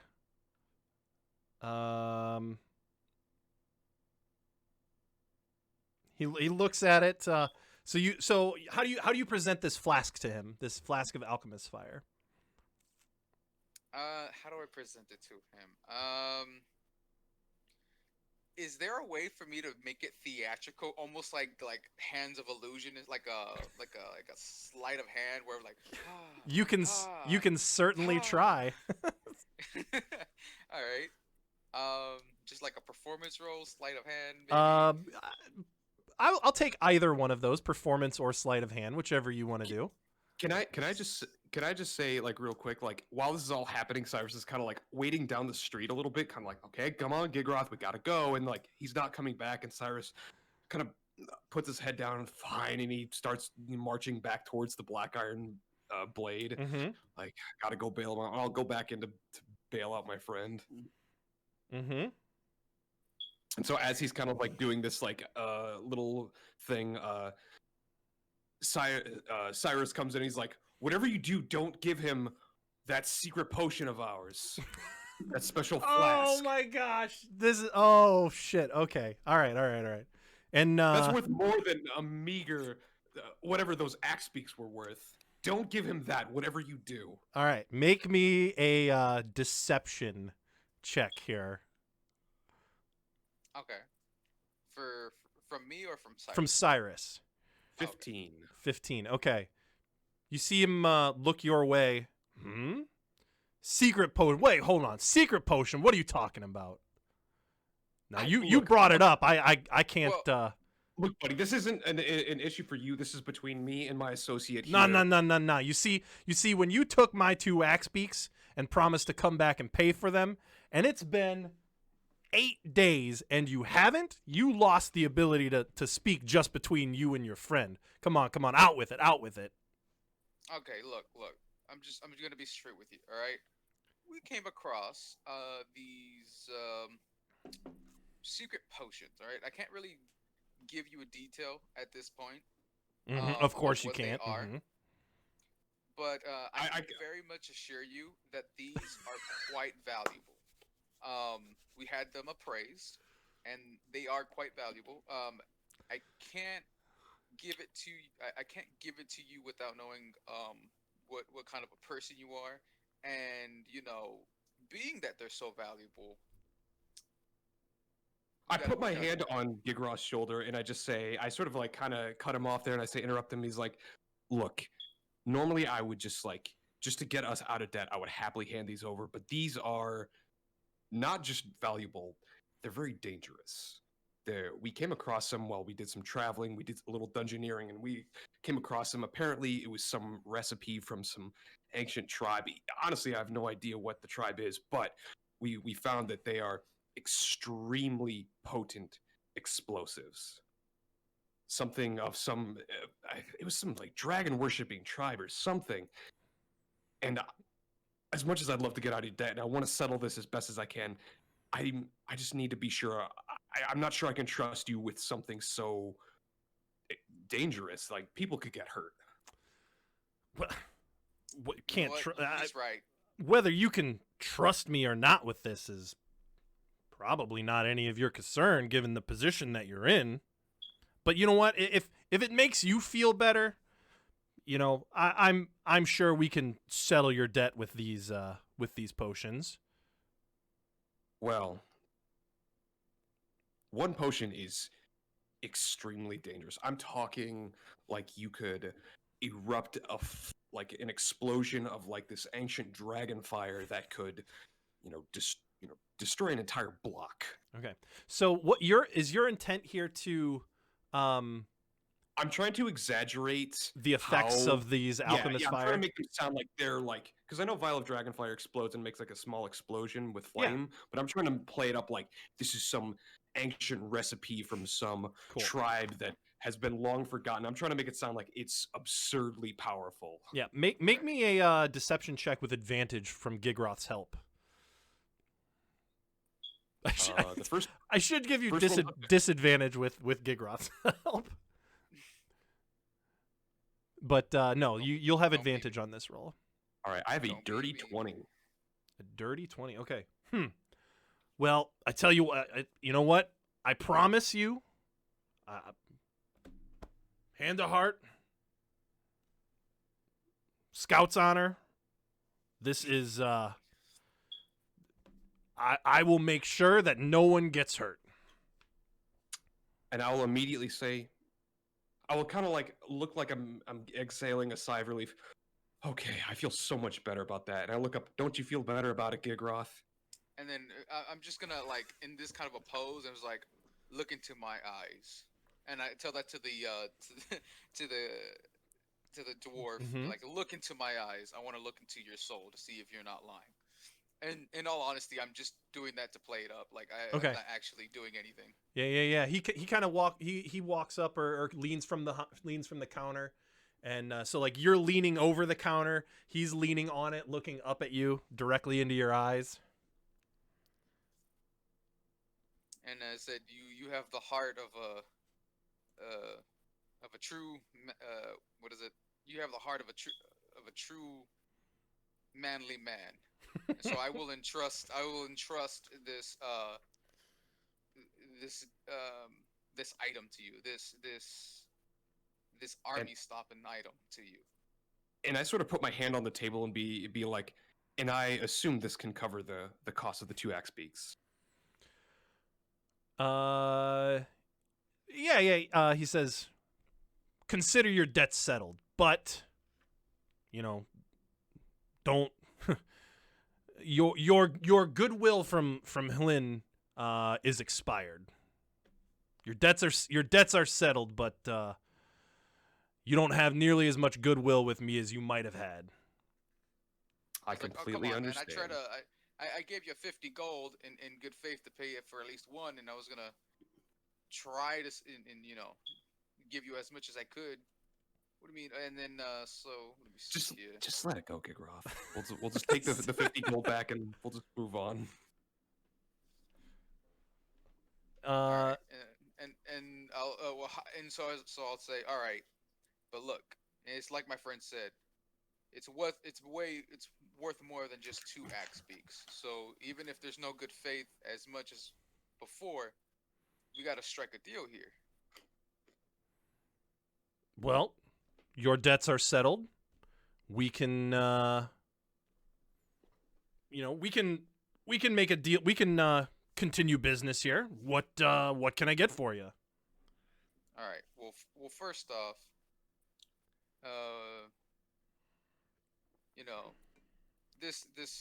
this flask is pretty valuable and pretty rare. It's also mine. So, well, no, I haven't handed it to him yet. Like I was gonna just mention that I was gonna 100 gold off of the price. Look, man, of no. the flask. No.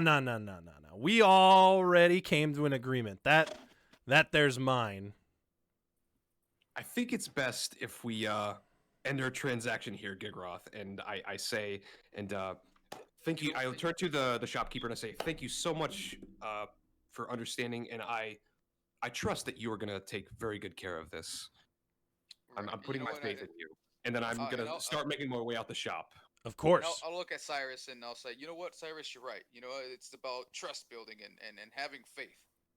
So, sorry for the troubles. I'll hand him the flask, and then I'll ask for the scale mail with the other 50 gold that I had gave him. Oh wait, oh you're gonna give him a flask to pay all the debts? I thought it I was. said the 2 axe beaks. Oh, you okay? No, just the 2 axe because like I gave him because I was assuming I was gonna give him the 50, and then Cyrus walks in, and all that.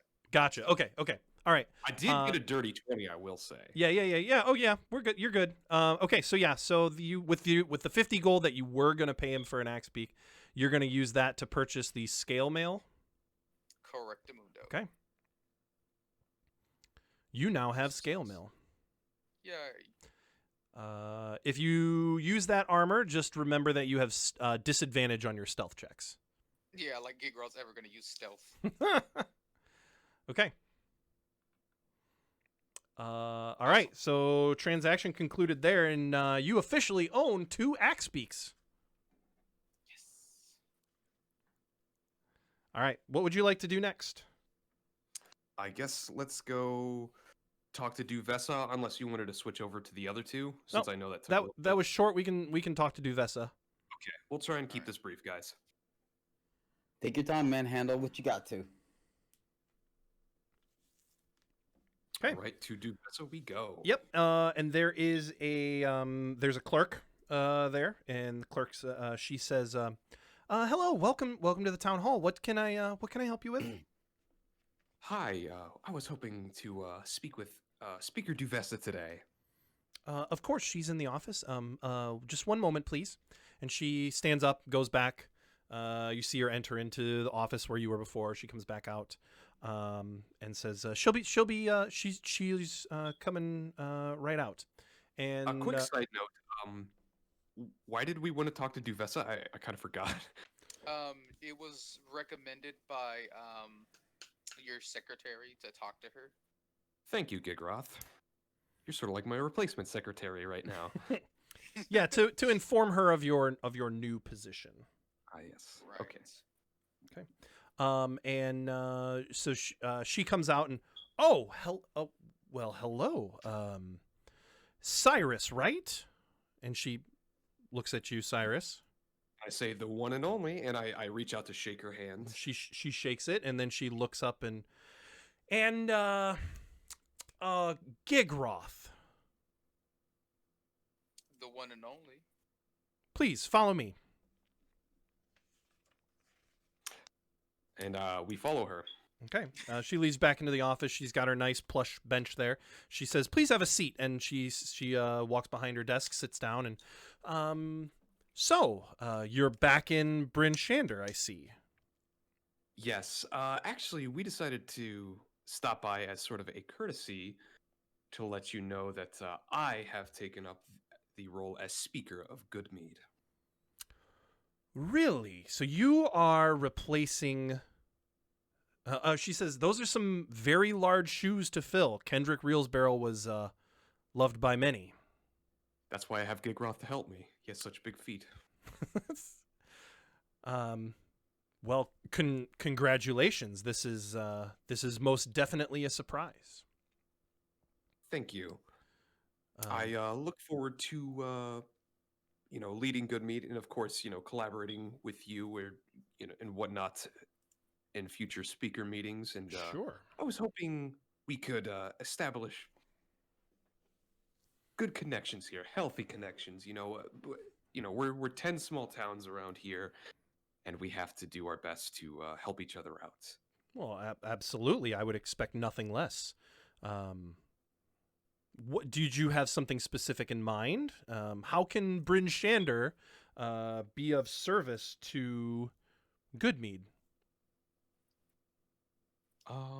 Did we know if Goodmead had business for like the Goodmead with Bryn Shander? Yeah. The only places that don't have trade with Goodmead right now are Caer Dineval and Caer Koenig. Okay, so those are But the only there's two. Okay, already so established commerce there between the two, between Bryn Shander and Goodmead. I was hoping to ask, since I'm pretty well new to this, and I literally just stepped into the shoes this morning. Do you have any advice for me as a new speaker? Anything Well, to help me to know? well, the only thing I can say is one, myself as the head council of speakers, I would recommend and thoroughly encourage you to attend our monthly meetings. If you have any grievances with other towns, you can air them there. Given that this is so sudden, I don't know how, I don't know why, but for a newcomer to come along and take to be well loved by that town enough to be elected speaker, you must have some sort of sway with the townsfolk there. They must like you for some reason. I will trust their judgment, the good people of Goodmead. Don't sound. No need to sound so loving there. Just like for some reason. Well, I barely know you. I only know of your questionings in our previous meeting. That's completely fair. I understand where you're coming from there. But I do look forward to getting to know you more in your leadership role. Yes, and of course, if you have any questions about me, feel free to ask. Of course. Well, I do appreciate you stopping by. Is there anything else I can do for you?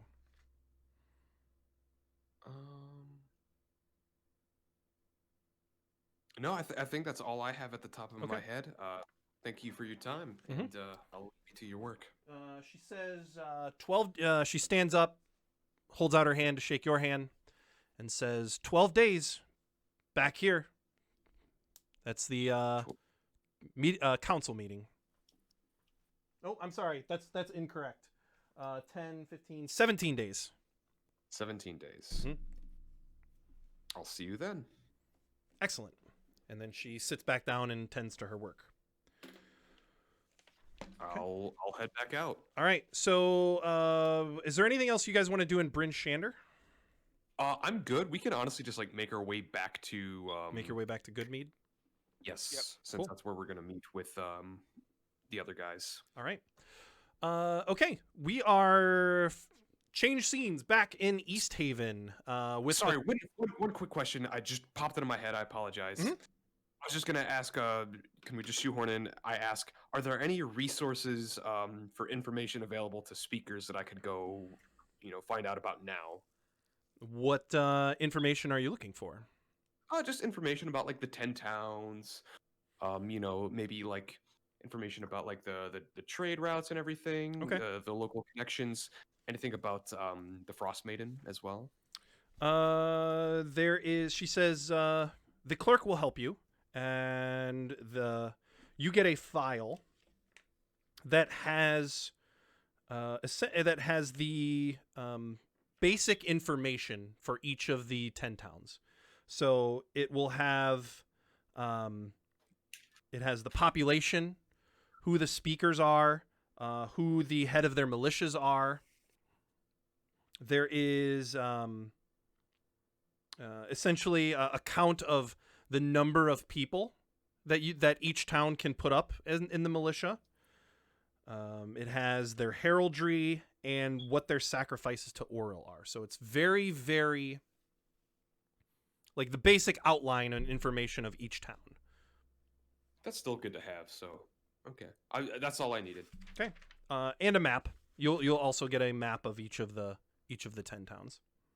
Sweet. I don't know if you guys already had that, but you do now. Okay. Flip flop. We're back in East Haven. Akuma and Zymot, what would you like to do? You want to go to the white lady, right? What's the other place? The Wet Trout was the other place. Wet Trout. I'm sorry. You want to head there, or do you want to swing by the Captain Endra's office? Oh, where was Endra's office at again? Believe it was nearby, wasn't it? Like in the Was town it hall, at or something town like hall? that. Yeah, It was yeah, at yeah. Town Hall. That's on the way to Wet Trout. Yep. Yeah. All right. Yeah, we'll go ahead and swing by the town hall. Yeah, yeah, it's on the way. Makes sense. Okay. All right. So you stop by the town hall, and actually in front, kind of guarding the place is Captain Arlagath, and she's out front of the building. And oh yes, so soon. How were your sales? Quite well, as you can tell, that we've managed to go through all of our inventory, which is always a good trip. Excellent. But we know that you, being a government official and in charge of the militia, you're a busy person. So, by no means, you had mentioned a potential job offering for us. Yes. Yes. So you see, four fishers. There were four fishers went missing on Loch Dinishire about about a week ago. The coastline is very, very difficult to sail because of the ice flows, but savvy anglers kind of prefer it. There's fewer competing fishers from the other lake towns out there due to the ice flows. We need someone to scout the coastline and search for the missing fishers. And do we know if they were? Do we know anything else about their whereabouts, or only that they were out on the lake when they went missing? They were only that they were out on the lake when they went missing. Their boat, I do know the name of their boat. So it wasn't it was an individual occurrence. It wasn't four separate fishermen going No, missing. It was a crew. these four fishers fished together all the time, and Okay, they very went well. out on the lake and never returned. Their boat name was was aptly named Bunch O' Knuckleheads.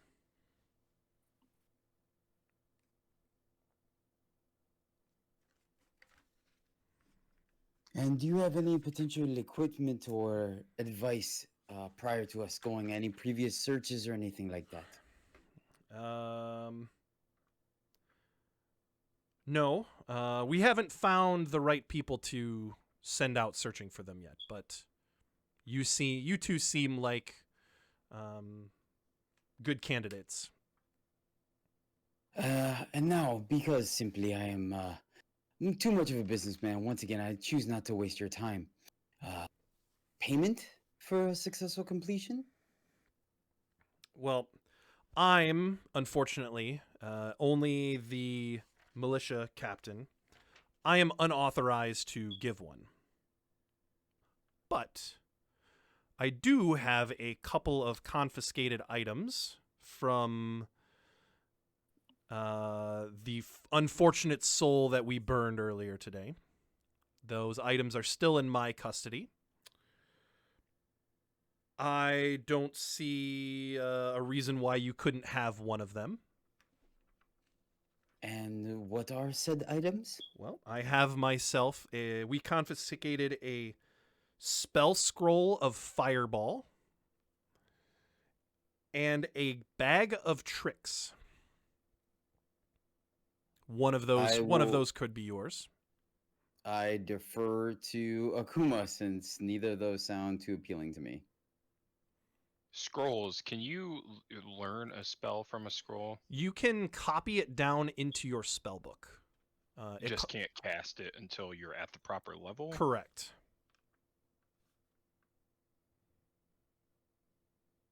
Or you can cast the scroll. You know, you can expend the scroll and cast the spell that way.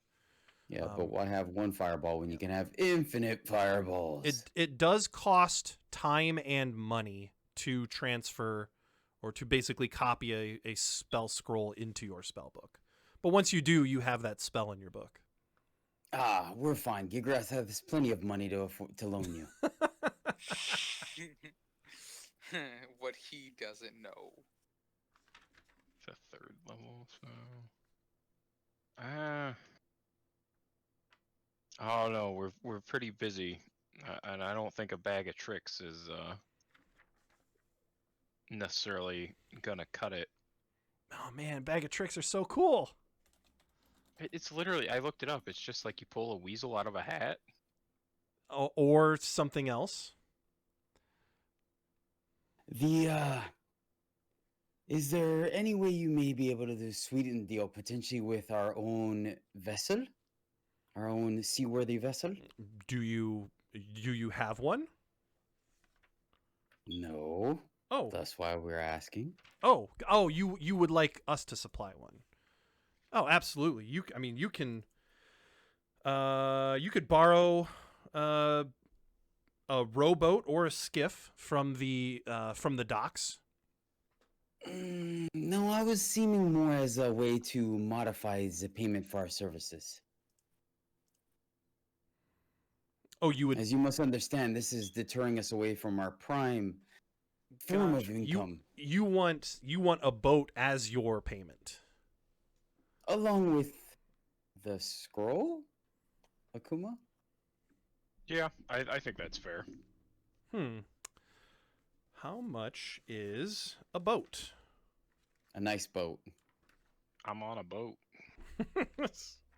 I'm on a boat. It could be anything. It could be a Motherfucking boat. boat. You need to take the bag back. That's a bag of tricks. It could be anything. It could be a boat. It could even be a boat. You know how much we've wanted one of those. Akuma, why didn't you just take the boat? Travel. It could have been anything. Oh, gee, Lois, you know how I always wanted to get that boat? I mean, Zymot. Rowboat. Actually, Equipment. Let me see how much a skiff is. You might as well go ahead and go to the next page because we're not taking a rowboat. Just keep swimming. We'll give you the boat. The oars are separate. Don't really think that's what we're looking for. I mean, I feel like, we're not. I think She says, yeah, I think that's fair. What kind of a boat? I failed to catch that. A single-masted skiff. A rowboat can hold up to 4 medium characters, while a single-masted skiff can hold up to 8. But a skiff requires at least 1 crew member who has proficiency with water vehicles. I know a guy. All right. Yeah. So she says, Imdra says, I'd be happy to offer you a skiff, but it does require someone. It requires a little bit more finesse operating one. We may be able to accommodate that. So, a skiff, a squirrel of fireball, a working sail, and I'll look at Akuma. How many oars does a skiff need? Don't ask me that question for real. Come on, you're the boat dude. Shit.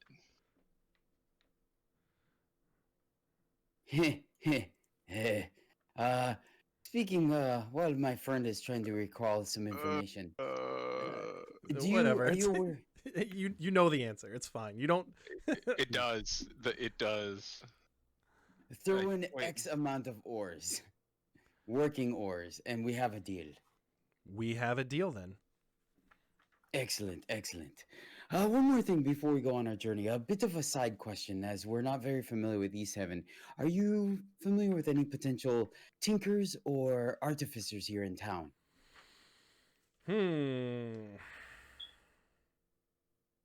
What? She says, "I'm really not. We're just a fishing town, basically. I don't really know anyone who works in those ways. Any talented shipbuilders, shipmakers? Well, you could ask Scython. Scython is who operated the ferry. I'm sure he knows how to basic maintenance on a boat." Excellent. Thank you very much. And where can we find said Scython? Scython is usually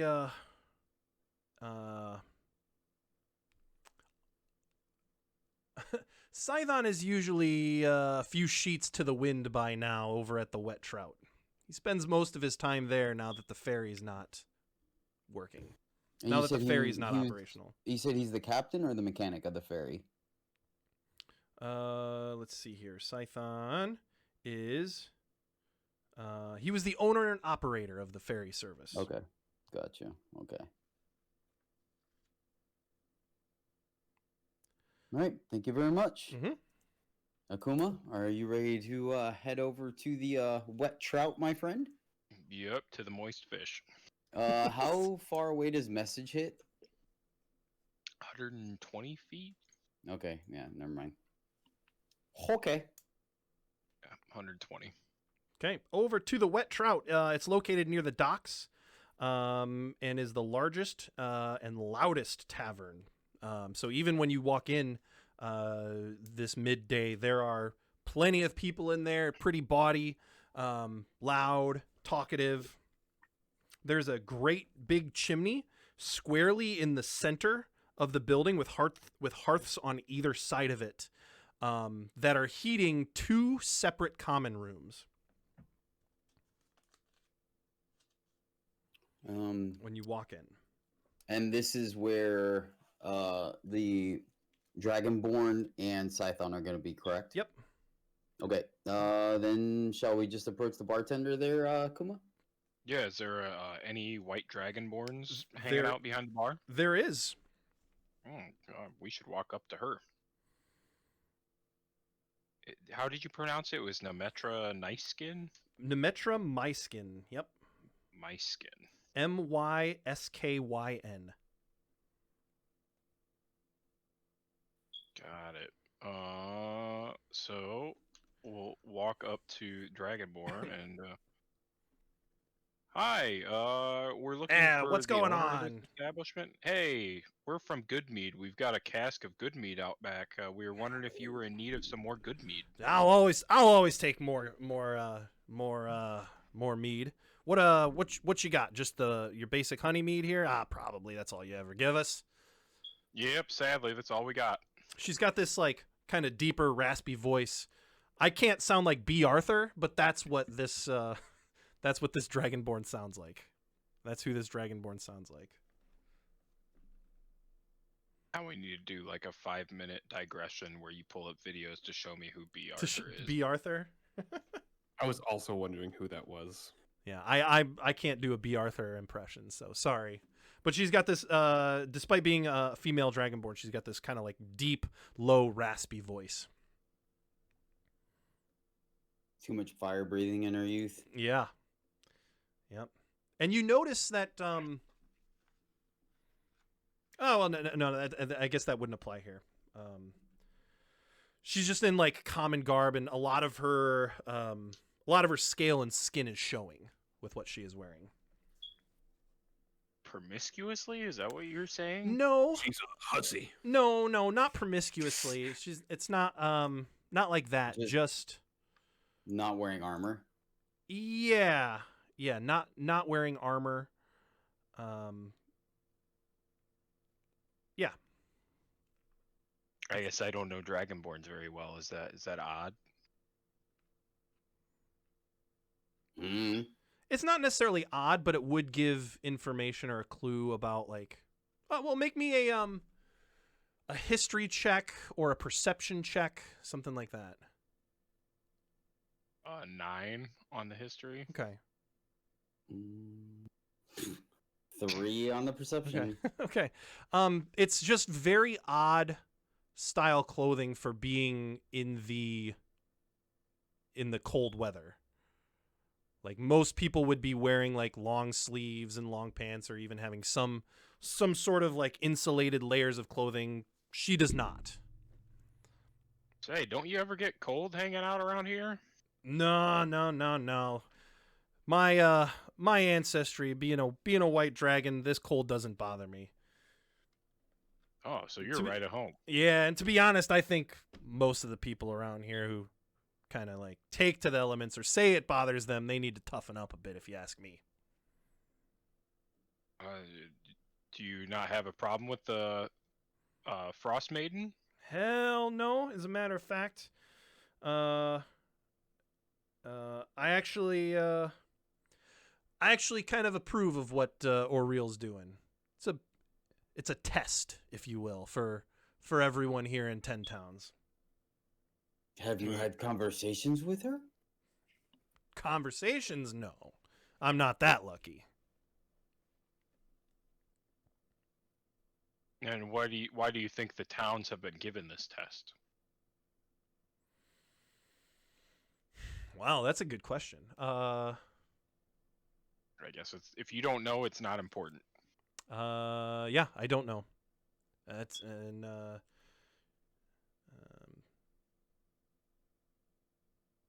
Yeah, I don't really have an answer for that. I guess well, just to see what we're made of. 10 Towns has been growing, and we have our commerce and we have our trade, and cities have boomed in years past. This is just we're just trying to weather the storm here, so to speak. So what do you think the Frostmaiden's end game is here? That I don't know. That I really don't know. And that's not me, that's her saying. That's her answering. Got anything, Zymot? Not really. Zama just thinks it's the god being bored. I'm bored. I'm all powerful, so I get to mess with people. Well, yes. Back to our plain Jane barrel of good mead. Yeah. Is 40 gold pieces. Does that work for you? That works for me. There's no negotiation. All she's willing to pay it. She knows it's gonna sell. She knows she's busy, so she's not gonna quabble with the price. Where would you like the cask delivered? Oh, just take it around back. Bring it in around back. Next visit we come here first. Akuma. No kidding. Maybe we need to get Cyrus to talk to Olivessa or whoever the meterer is about getting some hydromels. I like diversification. I like it. See if you, Alright. while I'm bringing the barrel around back, see if you can find out any information about these missing sailors, or potentially a way to, find the investment that may be lying under some water, if you will. Yes. Nemetra, are you aware of any sailors or fishermen that have gone missing in the last week?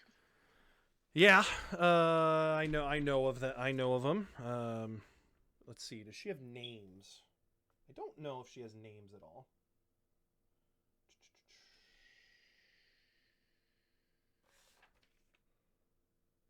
No, I actually don't have that information.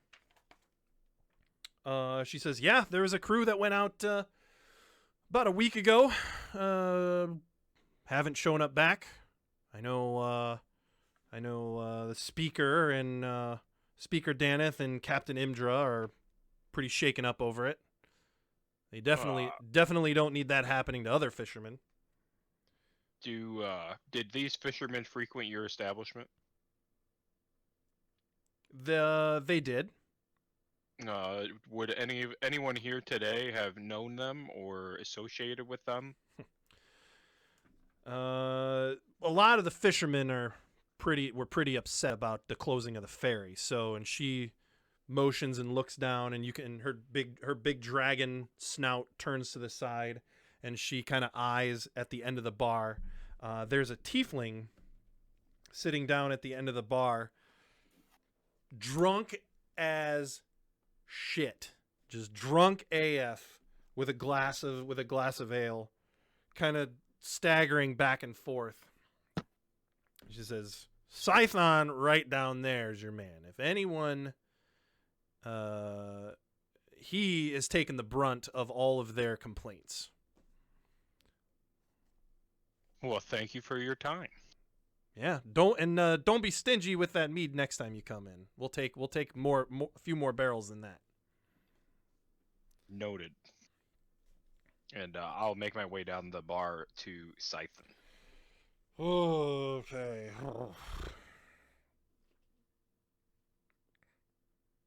Hey, Nemetra. Why don't you keep these things filling up here? I don't think I have anything that would like sober him up. I mean, we can Yep. always hit him when we come back. Make him shit himself with thaumaturgy somehow. What? So are you Nothing. two gonna approach this individual, or you just saw him and take note of his state? Is it worth our time to talk to a man this drunk? I mean, he might divulge information that he wasn't meant to, but I don't know what the ship captain, because we know why the ship's not running, right? It's the seeker. Yeah, the speaker basically The shut it seeker, down. Yeah, yeah. So, I mean, I don't know if you want to see if maybe like, I'm good. I do want to actually go back to hit up the Dragonborn real quick though. Okay, yeah, let's do that then. Yeah. So I'll come back around after I'm done dropping off the things and be like, well, it's all there in its place out back for you, all nice, safe, and sound. Well, I thank you very much. If you don't mind me asking, I'm just a bit curious. We ran into some trouble on this shipment with some Dwargar, and almost potentially cost us a few of our casks. Have you guys had any trouble with them here in East Haven? You know, a lot of the people coming around here talk. They kind of overhear things. There's people are talking about things coming up missing from their houses. I mean, this is East Haven after all, so people getting pickpocketed, people losing stuff is pretty natural around here. I'm sure you see the signs, watch thy pouch. Yes, we did notice that. But more so, people talking about seeing footprints in the snow from time to time out in the streets. I don't know if they're no Dwergar, but that's a common rumor around here. Interesting. Any areas in town that have seemed to have a higher frequency of said sightings or mishaps? Says well, further west, kind of around the western parts of East Haven. Maybe down by White Lady Inn, the ferry, into the center of town there.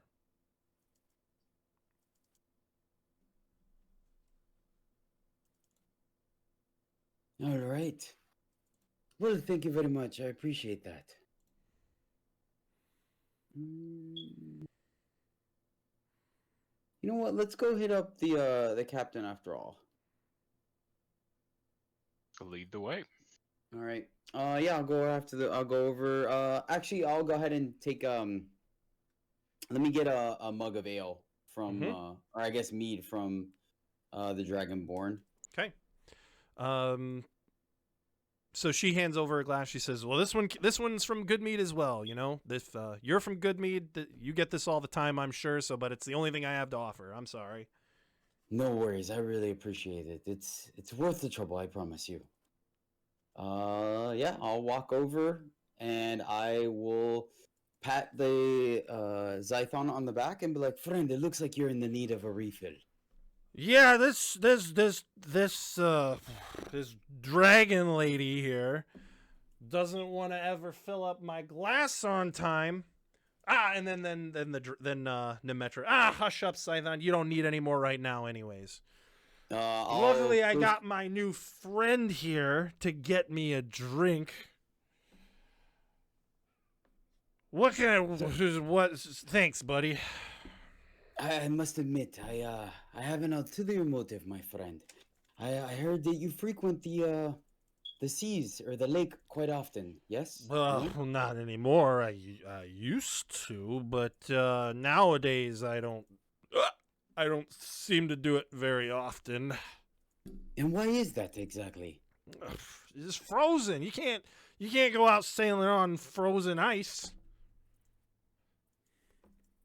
And I take it it's been frozen ever since the good Frostmaiden lowered the temperature of 10 towns? Oh yeah, it's cold. It's real cold. And no one in town has had the ability to potentially reinforce your ship or a ship or maybe even attach some type of artifacts to break the ice? So that ice is so thick, you're not getting that. You're not gonna get it out of the ice there. It's way too frozen. Believe me, if I could, I would, and I would if I could. So I'm a You bit know of what, know what I'm saying? Yes, completely. So I am a bit of a treasure hunter, and I can't help but help that there is potentially buried treasure out in the lake. You wouldn't happen to have an idea of where these rumors might point? Oh, What direction? the old white lady, lake. Aye, that'd be the one. That's just an old legend, an old wives' tale. I don't believe it for a second. But I tell you what, I tell you what. Now I got to figure out which rumor to tell you. All of them. I did. If you really want some treasure, I tell you what. In Care Koenig, there's a whole bunch of establishments that have been getting stuff stolen. And I bet you that they would give some good money to get that stuff back. Old Trovis, who's a drinking buddy of mine back in the day, he's a speaker there. He could use some help. I have a few more questions if you don't mind. The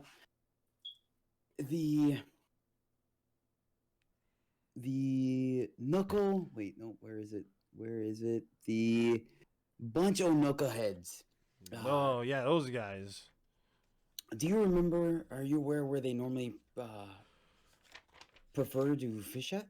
They usually go out pretty far, but the one time they were talking about this like caves by where they would fish, and they always said it sounded like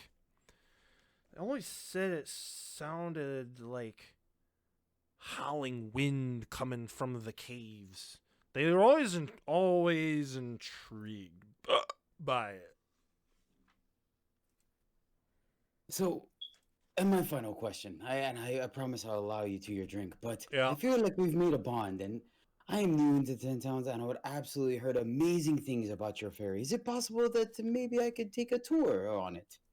Go right ahead. It's all yours. This is going up. It's all fine. It's frozen. There's not much there, but you can check it out if you want.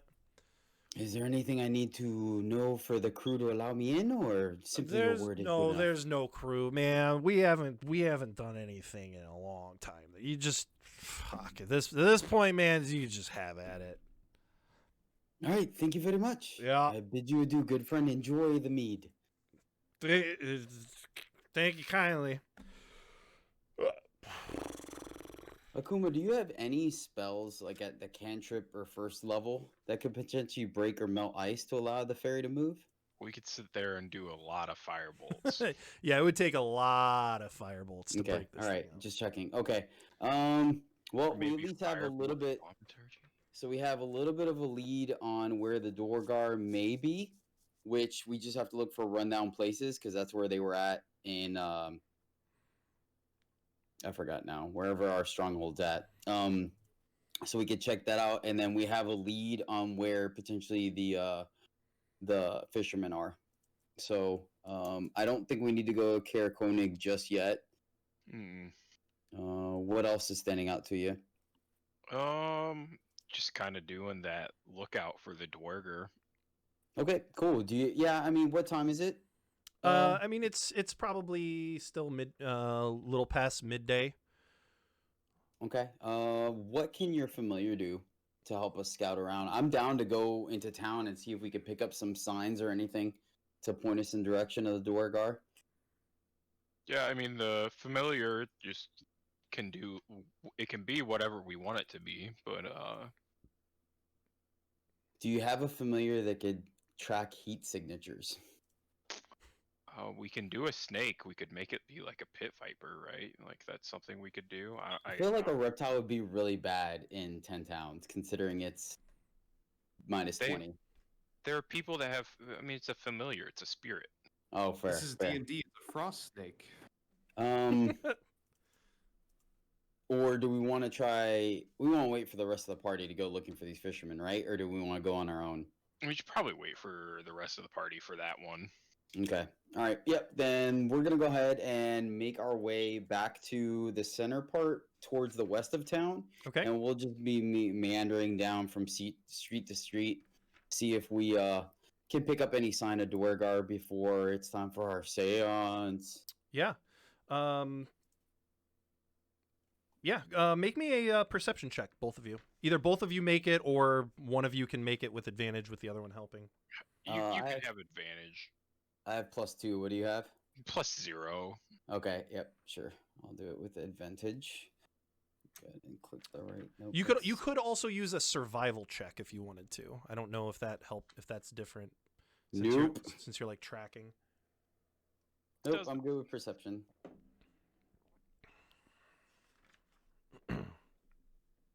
We'll keep that. Why is it only showing me one? What it? I rolled a high number too, right? Did I get like an 18? You rolled a 21? 21. 21. There you go. Yeah. All right. 21. Sorry. Oh yeah. For some reason, D&D Beyond only showed me like one die for some reason, even though I rolled 2. Yeah. So 21. Yes. So you can let's see here. Oh, there we go. You can discern 3 distinct sets of dwarven boot prints kind of leading around and up to the docks where the ferry is at. Oh, son of a They're mother. in the ferry. Well, it's 3 boot tracks. Do you think the 2 of us can handle 3 dwarves? Hell yeah! Just blast them. We know they're freaking. We know they're not friendly, and of course they're not exactly friendly to our other friends, so to speak. So, go in there, guns a blazing, if you will. So, anyways, I started blasting. All right, let's head out to the ferry. We have clear let's send in your familiar. You know, since while we're kind of like walking and talking, I will do it as a ritual. Okay. Tomax is still with us too. I haven't banished him. He's just over there drinking by himself. He's back there with the drunk guy, just shooting the shit with him. He's just chucking snowballs as he's walking, wondering what the heck is going on. He's just like, "Brr." Yeah. So we're gonna Okay. go ahead and make our way to the pier. As we start getting close, I'm gonna go ahead and we're just gonna have a conversation, looking out at the town, look at the ships. Mhm. This is so cool. Okay. Oh my god, have you ever seen a boat? The lake is frozen. So- Akova. So you walk up, or you as you get closer, there's East Haven's ferry, which is a keel boat that's trapped in the ice at the end of a wooden dock. There is a small cabin that's situated toward the aft end of the hull, so on the far end.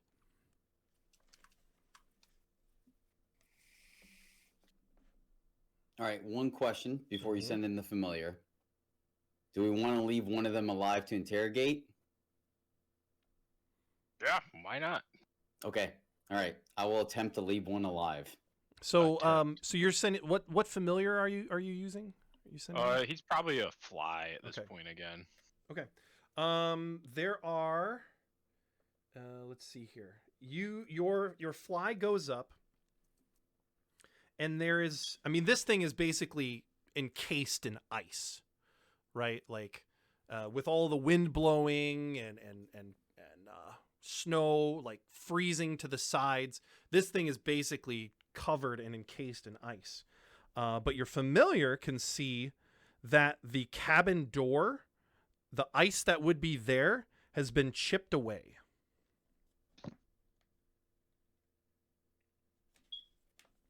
And any windows, there are windows on the 3 non-door sides of the ferry, but it is completely covered and encased in ice, and you cannot see inside from that. You do see the same footprints leading up to the door. Is the bottom of the door open because of the footsteps and people opening and closing it? Is there like a gap underneath or no? Gotcha. Like where the door meets the floor. Mm-hmm. Yes, there is a gap underneath of that.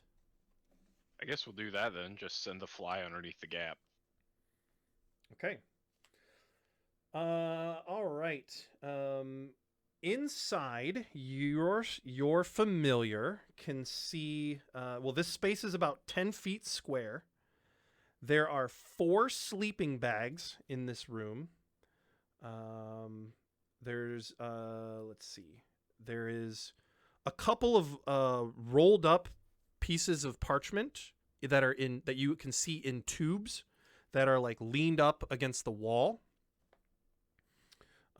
There are you can see some different packs of rations, some of them opened and eaten, others of them sealed, kind of in a pile in the room. And there is a dwarf with this pale gray skin and white eyes, wearing a robe, like a gray fur-lined robe with a hood up. And you can see him sitting there poring over, or kind of like he's like sitting cross-legged on the floor with a map in front of him. What's on the map? It's a map of 10 towns. Is anything marked or highlighted? Let's see here.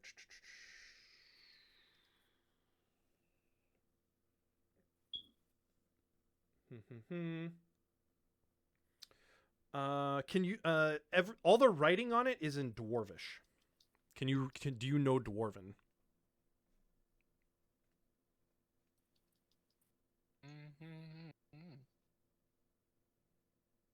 I can use comprehend languages. Can you use that through your familiar? I could. Do we want to do that, Zyma, or do you want to go in and take this? Because it's just this single dwarf in the room, correct? Correct. Check the sleeping bags. Yeah, we'll send the fly over to the sleeping bags real quick then. They're flat on the floor. There's nothing in them. There's nothing laying on them or anything like that. It's go time. All right, don't kill him. Let's see what I do. All right. Which way does the door open? Out or in? We'll just use thaumaturgy to slam this thing. All right. And then I will be. Let's see. I guess I will prepare my action as soon as the door swings open. I'm gonna shift Tomax to right behind this dude and just clobber him. Oh, hold on a second here. So you guys are gonna walk up then to the ferry.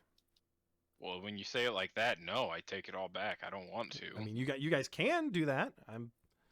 No, now I don't want to. Now we're gonna like go completely all the way around the boat and like shimmy up the side of the ice blocks. Okay, so I'm assuming you guys are gonna walk on the dock out to the ferry then. Yes. Okay. All right. Through your familiar, you can see that this dwarf perks up, kind of turns his ear and listens intently to what's outside. He waves his hand a little bit, and you can see like it glow a little bit, and he vanishes. That's right. They can go invisible. I forgot about that. So there could be more than just him in there if the rest of them were invisible.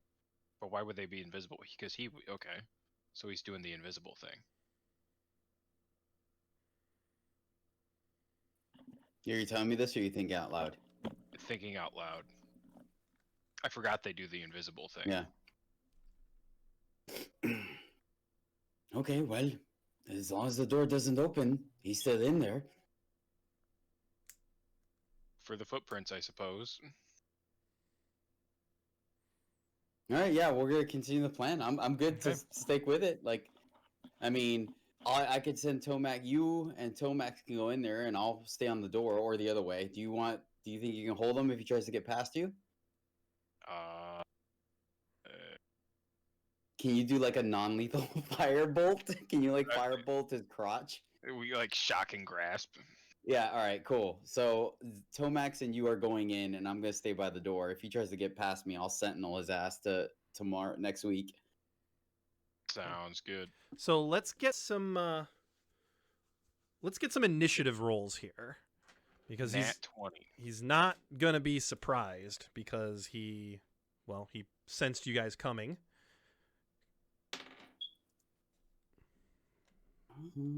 6. Okay. Akuma? That was nat 20. Oh, you okay? You actually got a nat 20. I thought you were just okay. No Scala tonight. Cool. So you're up first, Akuma. I will use my action thaumaturgy to swing the door open, Okay. and then Door just kind of blasts post open.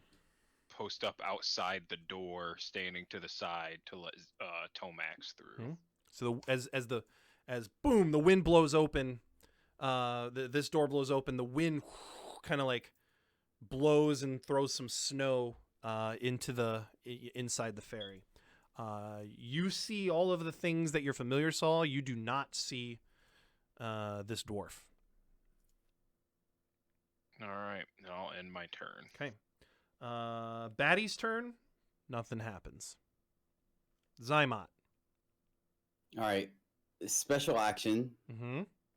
Teleport Tomax in there. Okay, so this is 10 foot by 10 foot. Where would you like him to be? He can hit everything in the room, so I'm gonna put him smack dab in the middle. All right. And then my action, as I'm walking up to the door, I'm gonna scoop up a bunch of snow and throw it like at an upward angle into the room in like a Okay. spread. Awesome. Okay. And then I'm gonna post up. I'm gonna post up at the door, and I'm gonna nudge Akuma to go inside, like we had talked about 30 seconds ago in the plan. I got scared. What do you want from me? My AC. And I'm gonna watch to see if the snow lands on anything. Okay, so yes, so this snow, and it starts floating down, and in the far corner of the room, you can see it land on the outside and make the outline of this hooded dwarf, and he's full size. This dwarf is now going to insert himself back into the initiative order, and he's going to target you, Zymot. He's going to use his mind poison dagger. Wait, no, that's a melee weapon attack. Let's see, what does he have for range here? He's going to throw his mind poison dagger. Daggers have thrown property, right? I think it's legit. If you're strong enough, anything is a projectile. Yeah. He's actually gonna do that. He's gonna throw. He's gonna throw a. What the hell? Why did? Sorry, Zymot. Targets one creature can sense within 60 feet. Target will succeed.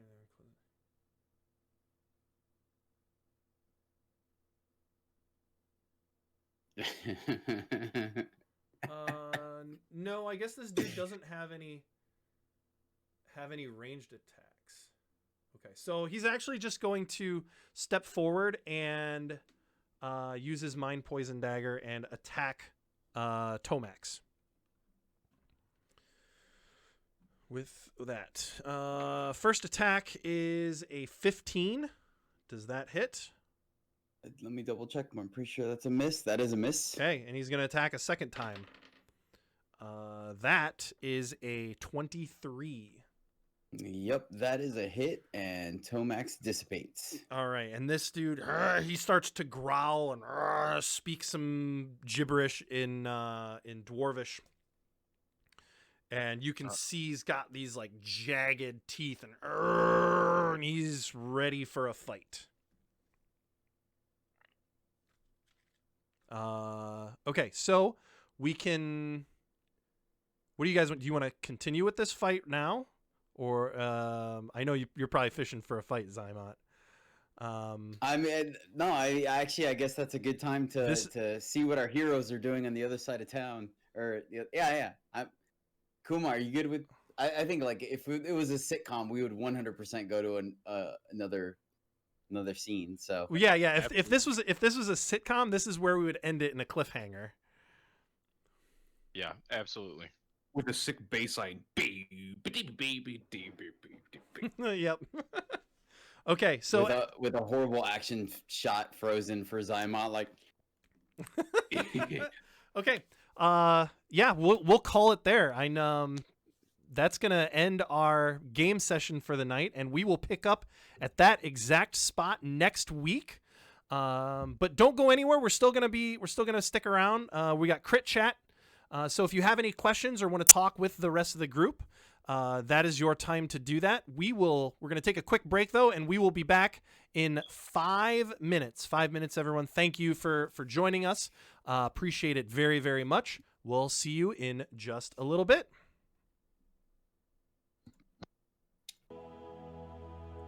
All right, we are back. Thank you, everyone, again for sticking around. Really, really appreciate it. Okay, 9 episodes in. I hate to leave you guys on a cliffhanger, and I know we didn't get to any combat, but sorry, it's just the perfect time to stop. It's the cliffhanger ending. That 100%. That sitcoms want. It's just the perfect ending. It was great. I liked it. I made me a little happy I didn't go in the room. I gotta be honest. I had a lot of fun because so I off stream I've mentioned to you guys like there's one town I really, really can't wait for like you guys to get to and start getting. That's my favorite town, and it's East Haven. East Haven is by far like my favorite quest line, my favorite characters. Ronaldo's fucking awesome. I love that little dude, and I'm so glad that you guys are in East Haven now. Nice.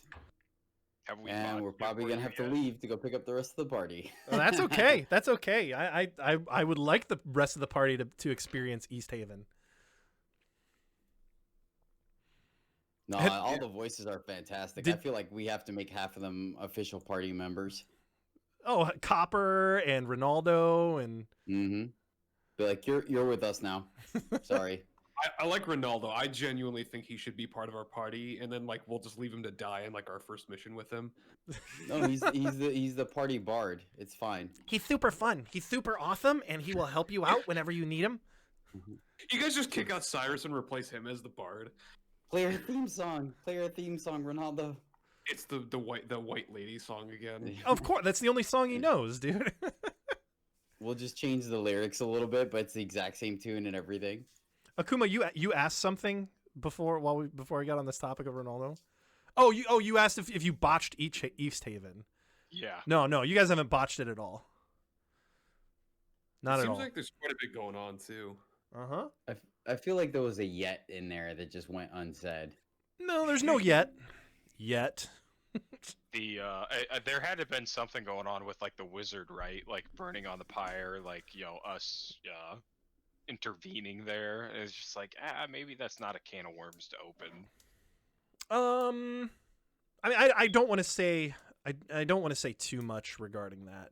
I just can't picture a party like I don't. unless something happened in a different town that would give you some kind of inkling, I can't imagine what kind of a party would be like, oh, this town is burning a random person we don't know. Let's go save them. Like, you know what I mean? I don't think a lawful, like, what, a lawful good party might be like, no, burning at the stake is wrong. I just don't see it. Yeah, I was gonna say we're not exactly do-gooders, anyways. Like, we're not necessarily bad people. Some Yeah. some more than others, but like, I wouldn't say we're do-gooders though. I mean, Yeah, I would not be surprised if, considering the way how all the 10 towns are interlocking storylines and stuff, I'm sure if we went to a different town, we would have probably gotten some inkling on what that dude was or is or something, but we have zero reference to that dude whatsoever, so I think we handle it correctly. I think the thing too is that we can't, with how big and sandboxy this is, and the fact that things move forward regardless of whether or not we pursue them. Like, there's just gonna be things we don't touch on because there's only so much time, and we can Mhm. only, tackle so many problems. Some of the quests that we tackle, might mean that some other quests aren't available anymore because they coincided at the same time. I don't know for sure if that's the way it is, but I'm guessing that just because everything is on a clock, I guess. I think why that's Nick has the kind of I think that's a really interesting aspect of D&D is like this is like it's when role playing, like this is a real world that you guys are part of, and like you said, whether or not you are in a specific spot at a specific time, time moves on, events happen depending on where you're at or where you're, or the time and place where you guys are at. Things are happening all over simultaneously, and you may or may not be there to experience certain things. And I think that's a really, really cool aspect of D&D. Like, that's real world. Mhm, I mhm. I agree with that too, because that means that all of our decisions have that much more weight to them. Mm-hmm. Because we may not get to experience this piece of content, even if Nick has. That might mean we might only experience like 50% of the content Nick has prepared. Even though, like, just because every time we get to a fork in the road, we pick the right fork or left, or if we're going that other piece of content, no matter how good or bad or interesting it may have been. Yeah. I, for one, think we should spend the next 6 months doing speaker duties in good mead and just get you situated, get the government set up, things running, and then we can pick up the adventuring in 6 months. It's just gonna be filing paperwork and like handling. We're gonna have like that thing where like the citizens come in with their complaints, and he's like, "Oh, I got bad gangrene on my left foot," and I'm just like, "I'm not a doctor. I can't really help with that." He's My like, neighbor's "This is an dog outrage." my neighbor's dog keeps coming on my side of the house, and I need something done about it. He keeps pooping in my yard. It's like, well, can you prove it? Well, no. It keeps snowing, so it covers up the poop, but it's there. I know it's there.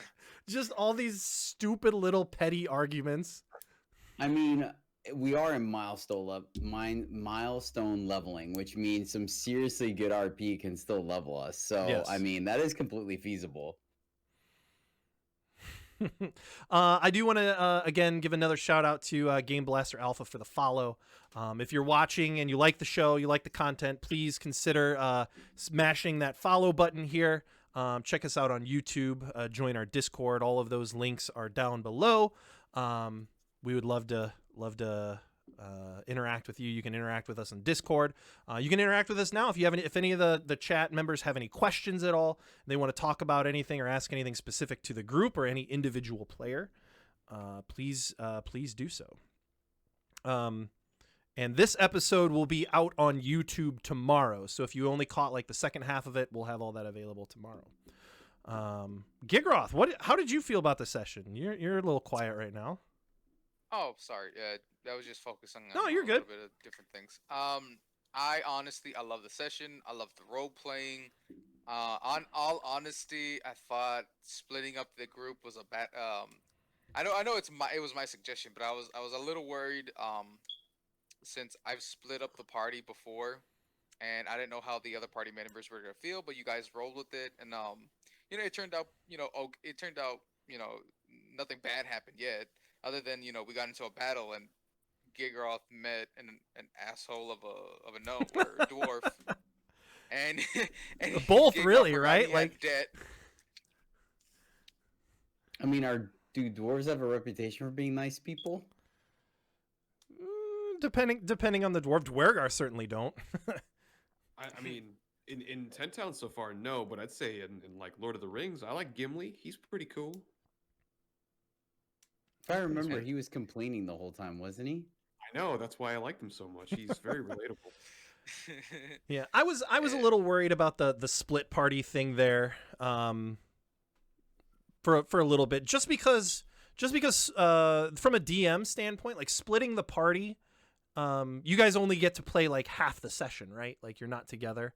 I hope that worked out okay, switching back and forth as often as I did, that no one felt like they're left out. Okay, now it's the other team's turn. I'm gonna sit back and do nothing for 30 minutes. No, I felt fine. Plus, Okay. I mean, for between Tomax and Akuma's familiar, I mean, we're a 4-man party, so That's very you know, fair. We're all right. We're all right. We just gotta get Sebastian back to Gigroth, so that team can have a third member. Oh yeah, for sure. Or I can just pick up any random animal. It's got to be Sebastian, dude.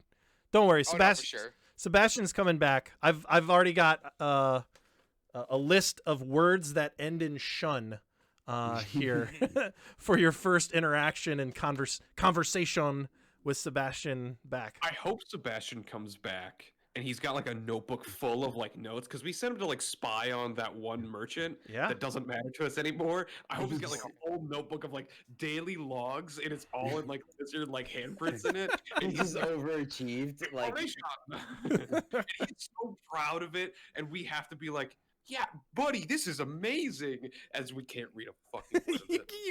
you can't read lizard with his fucking lizard handprints on it. Oh, that's great. That's great. Meanwhile, by the time we hit like level 8, Gigroth is walking around like a Disney princess with like 12 animals. Hell yeah. You better believe it. He doesn't even fling his axes anymore. He just has like a bird and a squirrel Go. carrying them for him. That's how he achieved flight someday. Yes. Well, actually, you know what? I'm not gonna lie to you. I was really hoping there was gonna be birds, so I could like James and the Giant Peach this bitch. Oh, But man. that was actually gonna be one of the next things I did. I was just gonna randomly out of nowhere just walk out into the forest, and I was gonna ask Nick, "Hey Nick, with a survival check or with anything, do I notice any like baby animals, and so I can steal them away?" So you're gonna, to begin, I'm gonna take to these begin baby my animal animals army. away from their nurturing mother, and I'm gonna become their mother. Can I just make a slight change on your character sheet to like chaotic evil, sir? Like that's awesome. Look, Cyrus isn't like, that bad. I was gonna going off of that on Cyrus. I had said that in the chat, like Cyrus is rubbing off on Gigroth. Just a little bit. Speaking little of that bit. interaction back at the shop, I wanted to say it occurred to me afterwards that Cyrus would not have known that he was trading the vial of Dragonfire. That was a total like metagame moment, and I did not intend for that to be the case. Oh, that's fine. It's, He just, like, that's walks okay. in, immediately addresses it like he knew what was going on while he was there, but it just wasn't. You know what? We'll just say that Cyrus knows Gigroth so well and just saw what he was doing, and instinctually you're like, oh god, I gotta take care of this. I know what's happening. I would assume assumed so. something like that. Yeah, because the only valuable thing that Gigroth had was that flask. Like to that extent of that value, I think like 50 gold pieces. And you literally walked out. Like, well, Cyrus walked out of there, but there was a debt to be paid. And so Gigroth's, lawful good lawful good was like, all right, I gotta pay this back anyhow. You said, and you said in I can't find my words. I was taking too long, so might as well just go back. I think it was just one of those things where like Cyrus was like thinking, all right, yeah, let's get out of here. Like he's just instinctually, he's bailing out of that, getting out of Dodge, because he's like, I've had people chasing after me because I owe them money all the time. This is just Tuesday for me. Nothing different. And then he's like, oh, Gigroth, he's not into that sort of thing like normal. So I kind of have to like actually go back and address the problem instead of just like running away from it. But I think it worked out perfectly. You're my good girl's good nature to be like of lawful good, and you're sly, Lawful slick. good, Get the pending. yeah. So they complement each other because I catch on. Gigoth will catch on to what you're trying to do, and it's like, yeah, you know what? We don't really have the money to pay for stuff, so Cyrus, take it away. Yeah, I like how you just like trying to like I talk us into a position of like not getting like guards involved or getting us into any real trouble. I talk us out of that, and then you're like, I'm gonna stretch the deal even further. I'm like, dude, let's go. Yeah, yeah, Because like we're like totally fleecing this guy. That's gonna come back and bite us in the ass later. yeah, get Yeah, like I say.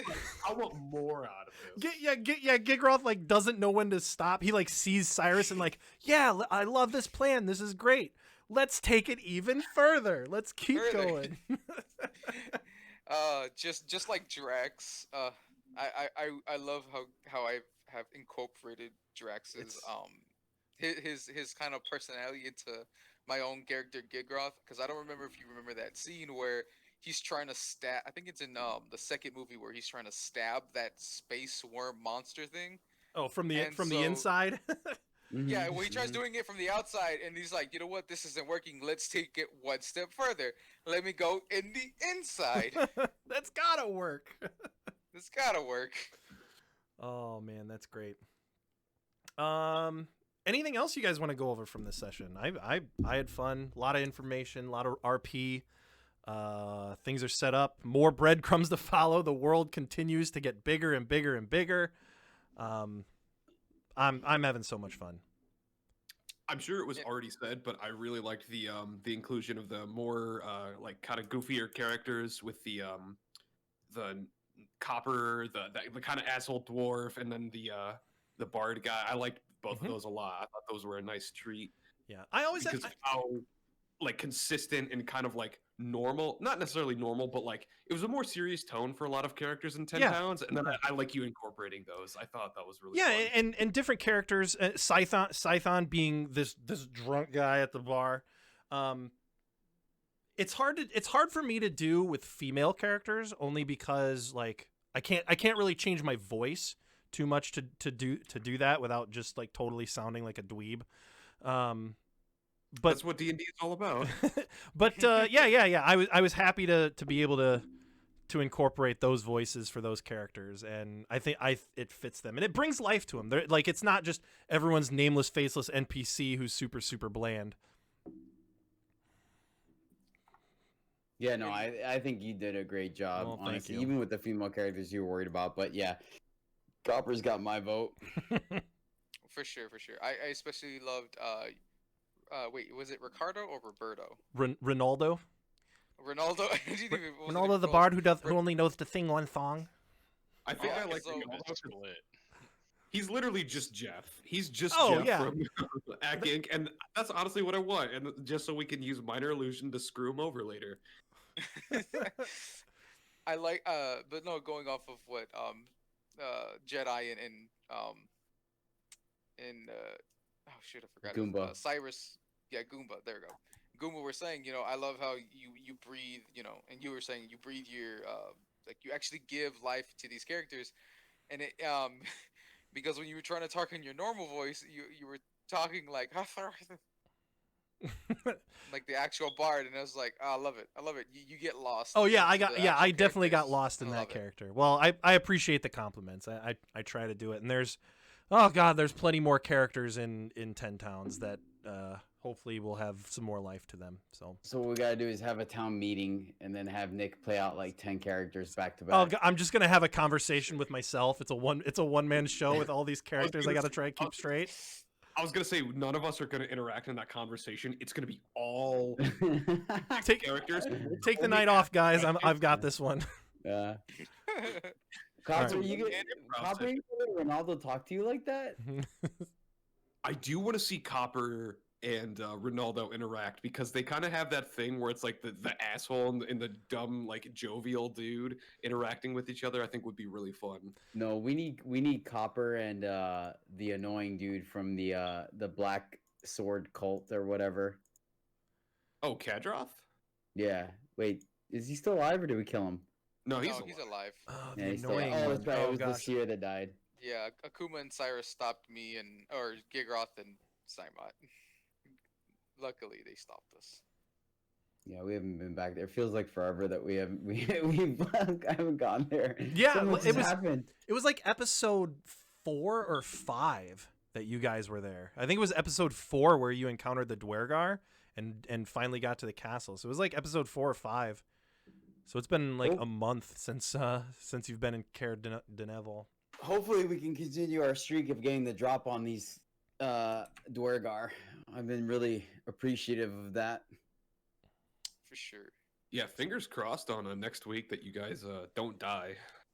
Cyrus gets to take a long rest. Cyrus isn't going to necessarily die from exhaustion. Dude, Cyrus is so excited. I'm also very excited that Cyrus isn't gonna die. Having to make a new character would be really hard.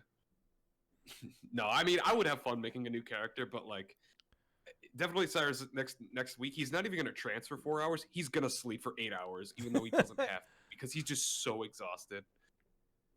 Cool. All right. Well, that's going to do it for the night. Thank you, everyone, for joining us tonight. Hopefully you had as fun as we did. Again, check out YouTube, Discord, Twitter, all that good stuff, all down there, all the information down below. This episode will be on YouTube tomorrow. Thank you to the players. As always, it's been a blast DMing for you.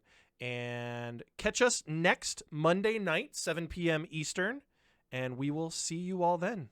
Have a great night, everyone. You guys Take have a care. good one too. Bye, Good night, everyone. everyone.